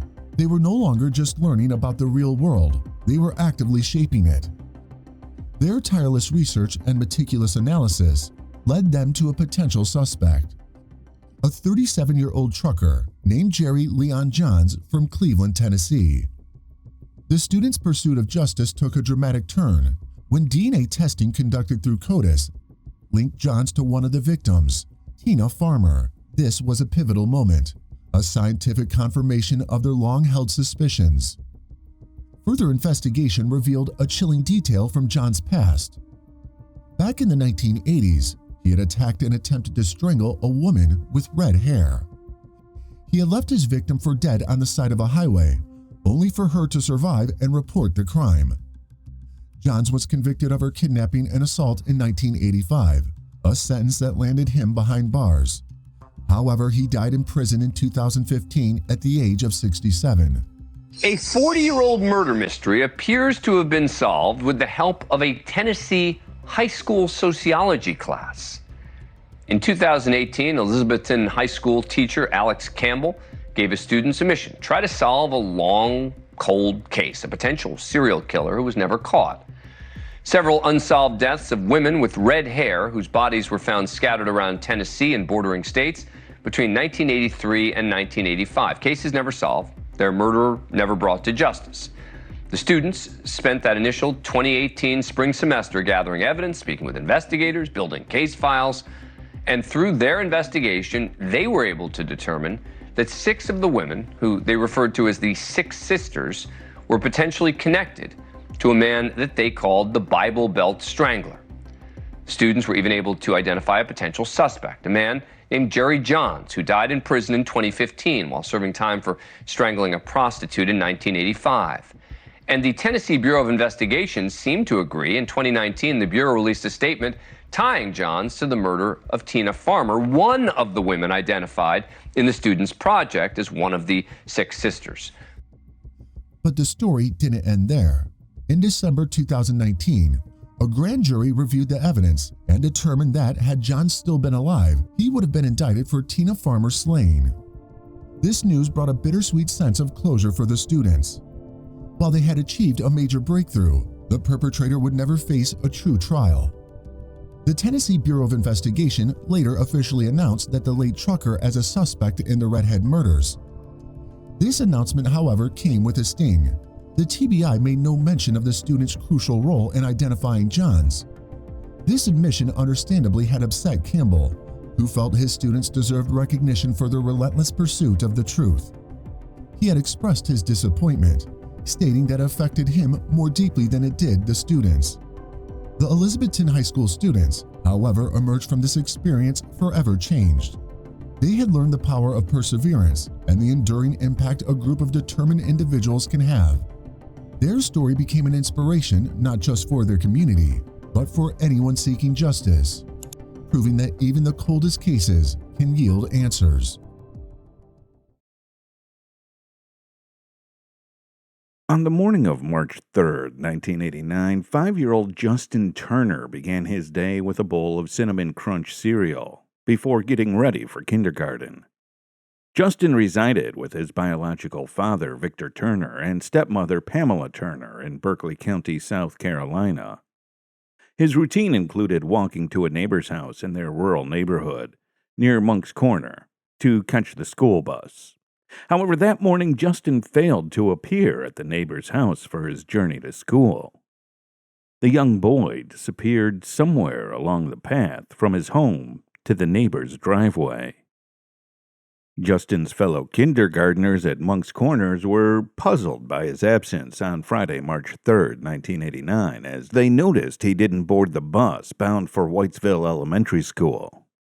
Initially, his friends speculated that illness might have kept him home, yet this assumption was shattered when the afternoon bus returned to the neighborhood and Justin's stepmother awaited him at the driveway's end as usual. When Justin didn't disembark from the bus that afternoon, his stepmother promptly raised the alarm and reported his disappearance. He didn't come over, and he wasn't on the bus. So the first thing, Justin must be sick. And then me and my brother got home from school at my grandma's, and we were just playing, and his stepmom came over to ask if we had seen him. I guess 4:30, 5 o'clock in the afternoon, she asked if, was he at school? And I said, no, he wasn't on the bus. I thought he was home sick. And then that's basically, when we knew something was wrong, because, why would a stepmom come over and ask? Family members and law enforcement officers scoured the vicinity for the sweet blonde-haired boy, known for his amiable nature and no known instances of wandering off. But Justin was nowhere to be found. The disappearance of Justin Lee Turner left a trail of unanswered questions, multiplying the mysteries surrounding this case. Was Justin's departure voluntary, or was he forcibly taken? Or perhaps an even more sinister fate awaited the young boy. Justin Lee Turner was born in 1983 to his parents, Vivian Elaine Pace and Victor Turner. Behind his cheerful facade lay the strain of his parents' faltering marriage and subsequent separation, leaving him longing for familial stability. Victor Turner and Elaine shared a turbulent relationship, fraught with difficulties right after their union in January of 1976. By the mid-'80s, their marriage had deteriorated irreparably, culminating in divorce, with Victor securing primary custody of Justin. Elaine, deeply devoted to her son, maintained contact through weekend visits and daily phone calls, determined to amend the custody arrangement. Initially, authorities considered the possibility that Justin's biological mother, Elaine Pace, might have been involved in his disappearance. However, their investigation revealed that Elaine and her current husband, Russell Pace, were both at their workplaces when Justin vanished. The day he went missing, his grandfather, which is my uncle, Elaine's daddy, was at my mother's house. He got the phone call that Justin had not gotten off the school bus and was missing. So I rode back to Somerville with him that day. So I was there whenever the search was going on. I assumed they were thinking it was parental abduction. They were calling to ask her what she had done with Justin. And her response each time was, I do not have my son. Will you please find my son? Deputies James Gaithers and Philip Mason promptly answered the 911 call from Justin's stepmother, Pamela, later known as Megan Turner. The authorities thoroughly searched the residence, its adjacent property, the camper, and the entire compound. No stone was left unturned. Ponds were dredged, wooded areas combed in a grid pattern, and fields were meticulously searched. With each effort, the unsettling possibility loomed larger. It appeared increasingly likely that Justin had been abducted by someone who had spirited him away from the area. Just 2 days elapsed since Justin was last seen. The apprehensions mounting in the hearts of his loved ones intensified with each passing minute. On Sunday, March 5, 1989, the search efforts expanded to over 100 individuals, including police, volunteers, and search and rescue teams, all of whom assembled to scour the Turner property. It wasn't until the third day of the search that Justin's father, Victor, made a grim discovery. Something's in there. Everybody stand back. Everybody stand back. Victor found his son's lifeless body concealed within a storage compartment of a travel camper located in the family's property on Horseshoe Road south of Cross Hill. Justin had been strangled and subjected to violation, though there was no evidence indicating ongoing abuse or mistreatment before his death. One of his small hands was clutching a clump of animal hair. I woke up the other morning on March 3rd and saw a picture on my office wall of Justin, and all the memories came flooding back. Despite previous searches of the camper by law enforcement, Justin's body remained undiscovered until Victor's heartbreaking revelation, raising suspicions that his remains had been placed there after the initial search efforts commenced. The community was devastated by the discovery of the boy, the harrowing circumstances surrounding his demise, and the unimaginable suffering endured by the innocent young soul. You know, my little grandson, he loves to go across the street and play with the little Burbage kid across the street. And you know, he's not allowed to. In fact, I don't even want him in the front yard anymore. I want him in the back. Until somebody is caught and charged with this and found guilty, that don't mean we're going to relax, but that will mean that we'll be some tension off from this area. Investigators over the years had harbored theories and suspicions about who killed Justin, but key evidence implicating a suspect eluded them. I can't think of a more tragic, horrendous murder. 5-year-old boy. After Justin's body was found, Deputy Philip Mason claimed to have searched the camper prior to the finding, but failed a polygraph test regarding the search. However, conflicting accounts emerged as Justin's paternal grandmother and a neighbor also claimed to have searched the camper before Justin was discovered. Authorities faced challenges while securing the scene for evidence collection, due to the numerous people who had been through the property in the preceding days. The sudden appearance of Justin's body left the detectives puzzled about how someone could have placed him there unnoticed. The condition of Justin's body, unusually cold to the touch despite mild temperatures in the region during his disappearance, led to theories about the body having been refrigerated before placement in the camper. Justin's body was taken for autopsy, with the investigation team joined by agents from the South Carolina Law Enforcement Division and crime scene technicians. Various items were collected for analysis, including a freezer and a storage shed on the property. The medical examiner testified that Justin was likely assaulted close to the time of death, with uncertainty about the timing. However, the theory of refrigeration before placement in the camper was refuted. The second inquiry commenced with testimonies revealing further details and tensions within the family. During autopsy discussions, it was revealed Justin had food in his stomach, narrowing the time of death to between 10 a.m. and 3 p.m. on the day he went missing. Despite uncertainties, it seemed unlikely a stranger was involved in the abduction and subsequent hiding of Justin in the trailer. Criminal psychology expert David A. Caldwell suggested Justin was likely killed by someone familiar with him.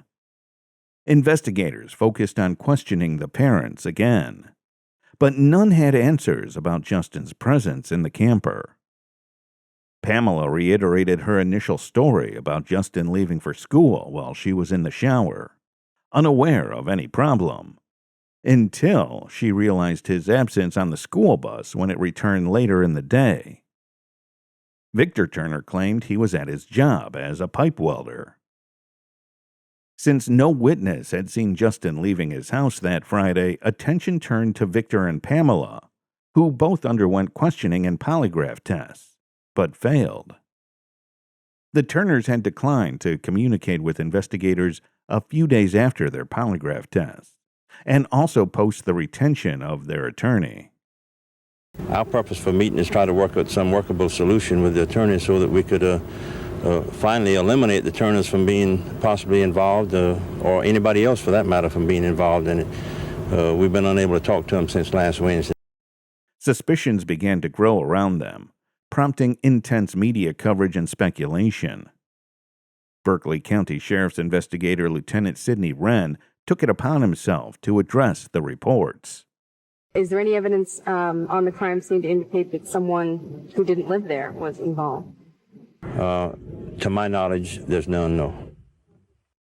Pamela later confessed to the account by a few witnesses that she had an altercation with the 5-year-old before the time she said she last saw him alive, and also that she allegedly gave misinformation to investigators about her whereabouts that day. Initially, they provided information that he got on the school bus and went to school, but never got off of the bus. That was not true. He never got on that bus.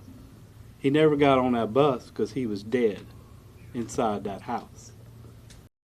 Following this evidence, the jury recommended issuing a warrant for Pamela's arrest for homicide. Pamela was arrested, but showed no visible reaction to the arrest. The case was handed over for review, and all charges against Pamela were dropped due to insufficient evidence linking her to Justin's murder. After the charges against Pamela Turner were dropped, information in the case was presented to a grand jury in the early 1990s, but no indictments were made. Pamela subsequently changed her name to Megan, and she and Victor Turner relocated from Berkeley County without further communication with the sheriff's office regarding the case. In January 1991, a 6-year-old witness emerged, claiming to have seen Justin's abduction on the day he disappeared. However, further investigation didn't yield conclusive evidence. He's imagining certain things that might have happened just because of listening to other people say those type things. And this is what it appears to be. Tragically, Justin's biological mother, Elaine Pace, passed away in 2004 after fighting for 15 years to bring justice to her son. Russell Pace, though, vowed to continue Elaine's fight. I promised my wife before she passed away that I would continue the battle. She told me not to give up, keep it in the news, just, fight the battle for her. That was one of her last requests.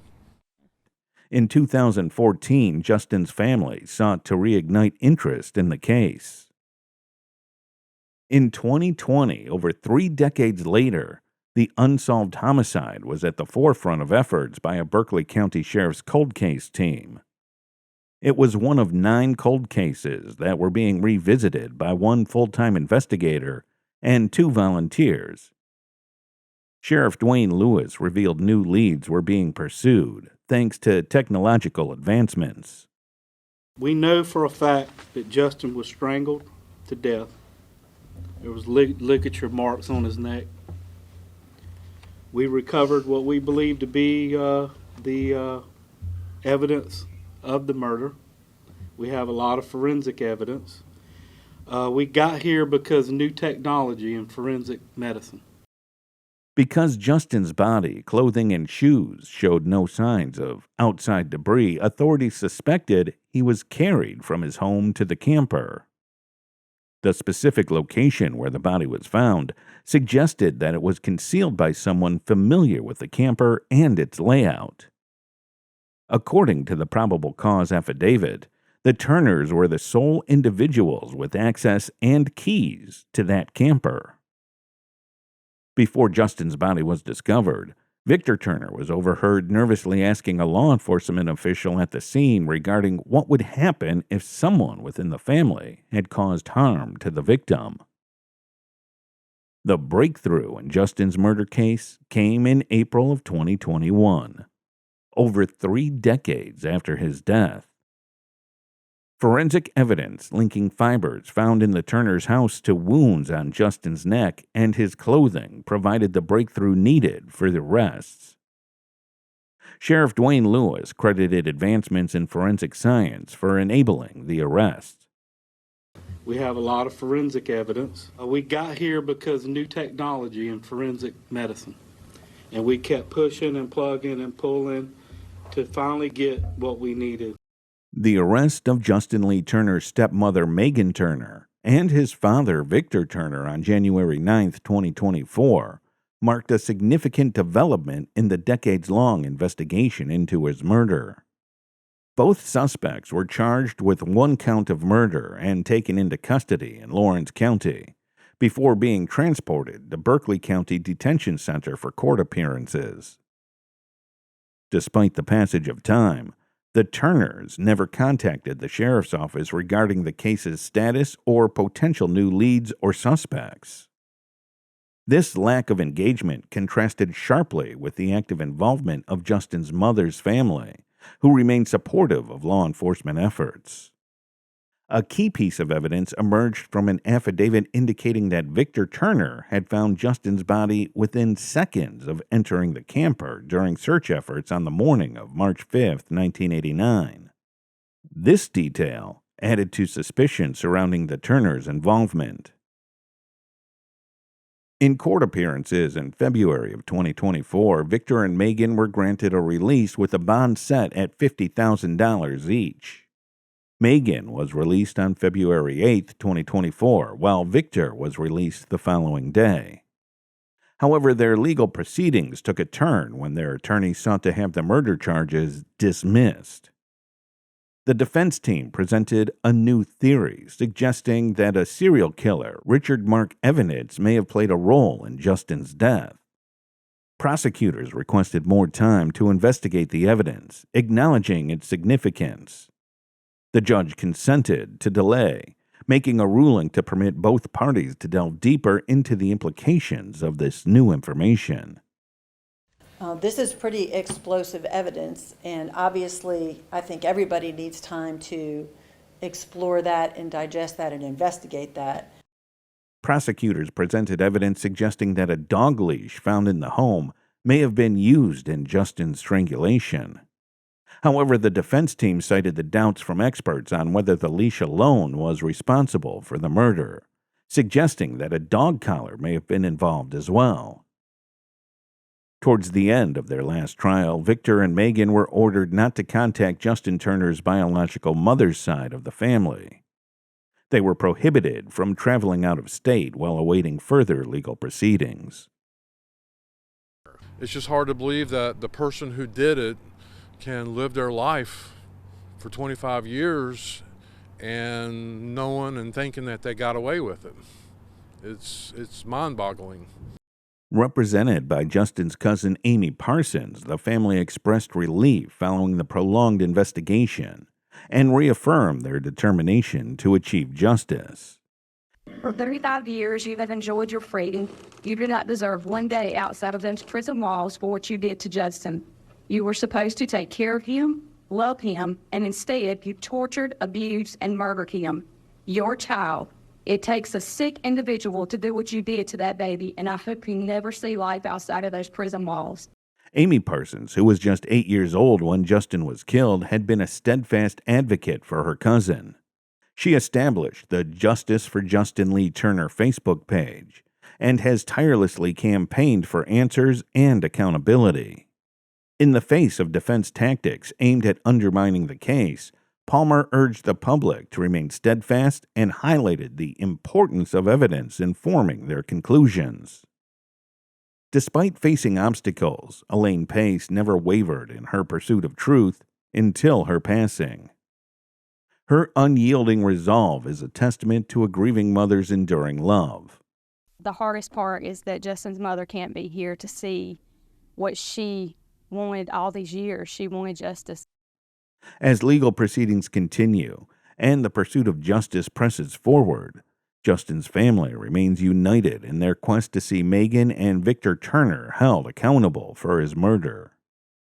Though Justin's life was tragically cut short, his memory lives on in the hearts of those who loved him, motivating their commitment to seek justice in his honor.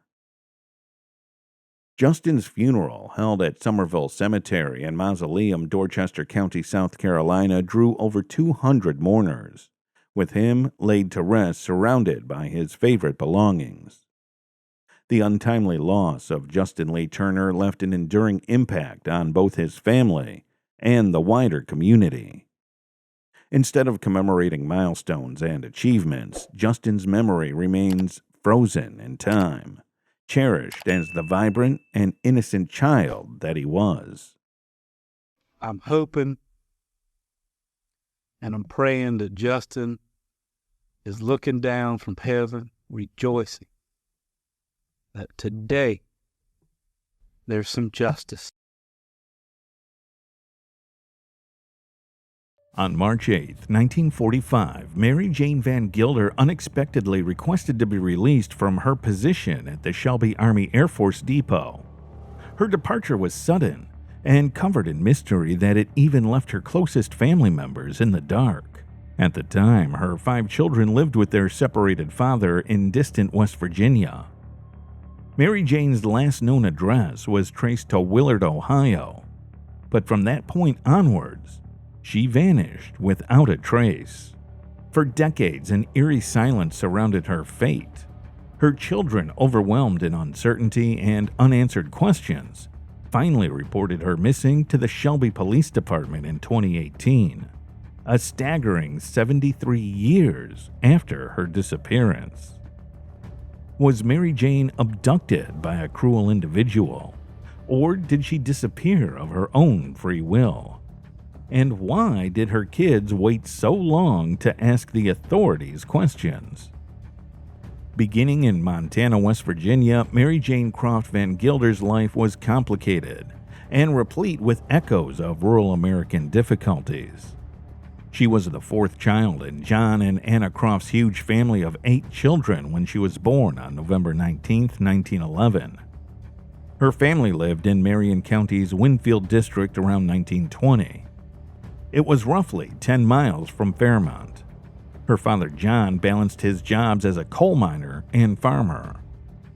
A young Mary Jane got married to James Wesley Van Gilder on January 29, 1929. They both grew up in the same Winfield district. The following several years saw a rapid expansion of their family. On March 19, 1931, their first child Anna was born. Mary Jane and James had 7 children by 1940, although 2 of them, twins Alan and Alice, had sadly died in childbirth in 1935. The Van Gilder family owned the land where they resided, which was near Prickett's Creek. Even with the achievements gained in public, the Van Gilder family's private life was full of challenges. Family members pointed to a chaotic environment, partly because of James's alcohol abuse issues. Their marriage suffered as a result of this stress, and Mary Jane started looking for a break in 1943. She left James and the kids behind when she relocated to Fairmont, where she found comfort in an apartment above the former Fairmont Theater. Following her relocation, Mary Jane then got in touch with James and suggested they go to Fairmont to start over with her and the kids, but James turned this offer down. Significant changes in the workforce came about 1943 as a result of the growing demand for wartime labor as the United States became more deeply involved in World War II. Around this period, plans for a new aircraft supply depot south of Shelby, Ohio were revealed by the U.S. Army Air Force, creating a lot of work prospects. Mary Jane Van Gilder, driven by the need to support her family and aid in the war effort, took advantage of this opportunity and relocated from West Virginia to Plymouth, Ohio in late 1943 or early 1944. Mary Jane traveled around a lot in Ohio, but she never really left Shelby. Prior to her abduction, 311 Woodland Avenue in Willard, Ohio, near the Army Air Force Depot, was the last known address for her. She moved there before March 8, 1945, for reasons that are yet unknown. Mary Jane kept in touch with her family during her stay in Ohio, especially with her 14-year-old eldest daughter, Anna. She sent money, clothes, and war bonds back to West Virginia for her children, supporting them despite the physical and possibly emotional distance.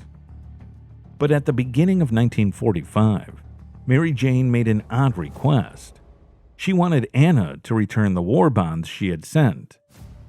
Despite being confused by her mother's abrupt break from her schedule, Anna agreed.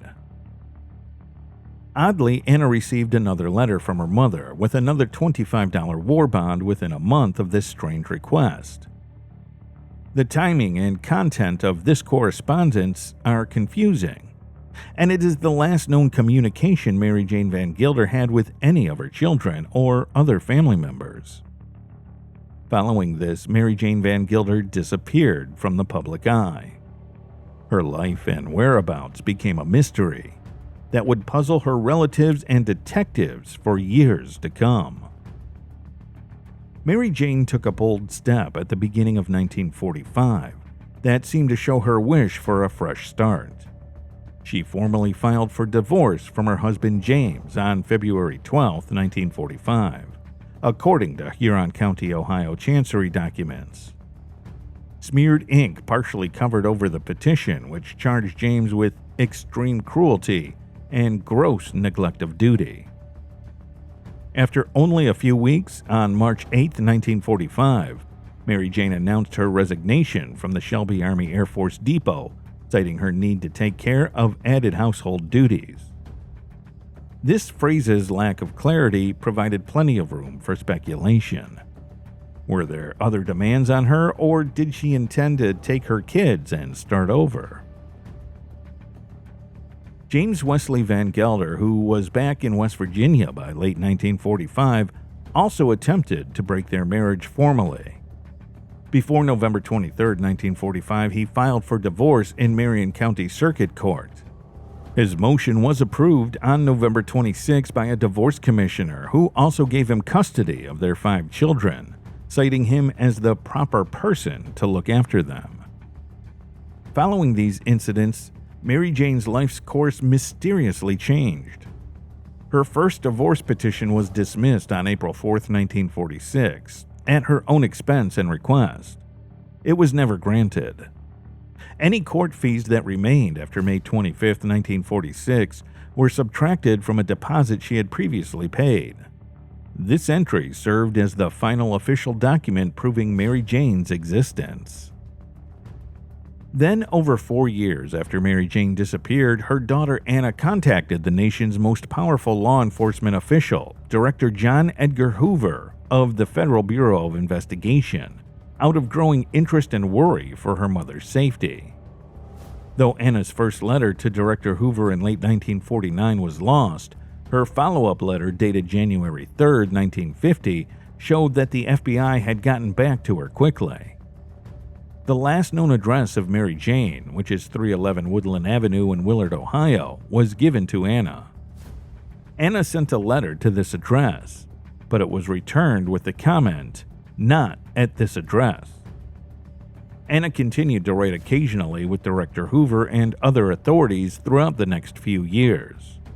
Sadly, by that point, the original letters had become impossible to read due to degradation in the FBI files. Letters, notes, and one picture made up this scrapbook documenting Anna's first and ever more desperate searches for her mother. They had given detectives a wealth of crucial information regarding Mary Jane's life and disappearance. The FBI helped by supplying Mary Jane's last known address and legally initiating a missing persons file. But Director Hoover had to keep telling Anna that the FBI lacked the authority to look into the matter on its own. He suggested that Anna follow up with the local police in case anything else needed to be done. Anna took Hoover's advice and contacted the Marion County, West Virginia sheriff. The sheriff then got in touch with the Plymouth, Ohio Chief of Police, Shelby Army Air Force Depot, U.S. Treasury Department, and Ohio State Highway Patrol.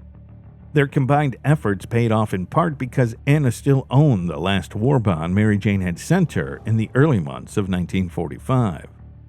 According to a letter from that year, Mary Jane worked at the Shelby Depot until March 8, 1945, and it was then that she used the payroll deduction mechanism to get the bond. Then, in 1952, more hints came from the Wilkins Air Force Specialized Depot.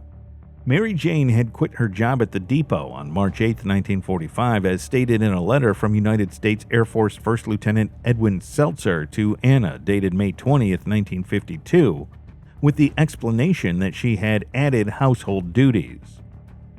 Additionally, Seltzer verified her residences during her period in Ohio, which included the 311 Woodland Avenue Willard and No. 2 Truck Street in Plymouth, where she initially lived. Even with all of the important materials she had gathered, by 1952, Anna's inquiry had reached a dead end. In a heartfelt letter to Director Hoover dated November 25, 1953, she expressed her frustration and her desperate desire to at least speak with, if not meet, her mother. In response, Director Hoover restated the boundaries of the FBI's involvement in her case. Then, a newspaper article in 2004 reignited attention in Mary Jane's case, despite the passage of decades. More testimonies were obtained as a result of the story, one of which was provided by Mr. William H. King of Willard, Ohio, who recalled Mary Jane from his early years. King's memories gave us a clear picture of Mary Jane's existence in Plymouth during that period, but they gave us no idea what happened to her after the war. In response to the article, Plymouth Police Department Sergeant Tom Haynes stated that he would be willing to help, but he cautioned that he had reasonable expectations given the difficulties associated with a cold case of this kind. Unfortunately, these fresh attempts produced no meaningful leads, and Mary Jane's case was closed without an official missing persons report being filed. After going cold for a while, there was a new development in the long-running investigation into the 1945 disappearance of Mary Jane Vanglider in October of 2018. Mindy Wilson, her granddaughter, contacted the Shelby Police Department and forced them to initiate an official investigation. The lead detective for Shelby Police, Adam Turner, stated that thousands of pages of investigation were added to extensive paperwork on Mary Jane through 107 supplemental reports. During a news conference, Turner went into details about Mary Jane's past and described her life before she vanished. Turner looked over their police files and could not find any references to Mary Jane or earlier inquiries. The investigation made significant progress when Turner gained access to Mary Jane's military file, which was thought to have been destroyed. Her social security number was contained in this file, however, tracking it showed no activity after 1945. Turner, however, continued and went through all the information in the military archives and made an important finding. Mary Jane's trainer at the depot, Percy L. Sebrin, was mentioned on a page from her military file. Interestingly, Percy went on to marry Mary J. Sebrin, a woman whose birthday matched Mary Jane's. Shortly after Mary Jane disappeared, Percy and Mary J. Sebrin became parents, which may explain why she claimed added household duties as her resignation's reason. Turner located and got in touch with the family of one of their children, Percy Sebring Jr., by using Ancestry.com and additional means. Mary J. Sebring was unquestionably identified as Mary Jane Van Gelder by comparison of her signature and photos with those of Van Gelder, as well as by a December 2023 DNA test. Detective Adam Turner of the Shelby Police Department revealed the conclusion of the Mary Jane Van Gelder disappearance case in 2024 at a major news conference held at the North Central State College Kehoe Center in Shelby, Ohio. The case had been unsolved since 1945. Both Mary J. Sebring's original and new families experienced mixed feelings upon learning that she was in fact Mary Jane Van Gelder after decades of mystery. A granddaughter, Mary Sebring, disclosed that before her death in 1990 from colon cancer, Mary J. had made claims about secrets she was unable to share. Her family was left to deal with the truth of her secret identity and past as a result. For 79 years, Mary Jane's original children and grandkids had been missing and searching for her, never knowing why she had left. Their hearts were particularly broken by the shocking discovery. Representing Mary Jane's first family, Wilson expressed a deep sense of both relief and sadness upon the case's conclusion. Adam called me and told me the day we found out. We cried, both of us. Just couldn't believe it. We just kept saying over and over, it's over, it's over. That's Mindy Wilson, one of Mary Jane's 11 grandchildren. I'm not sure why things happened the way they did. All I know is our family has closure.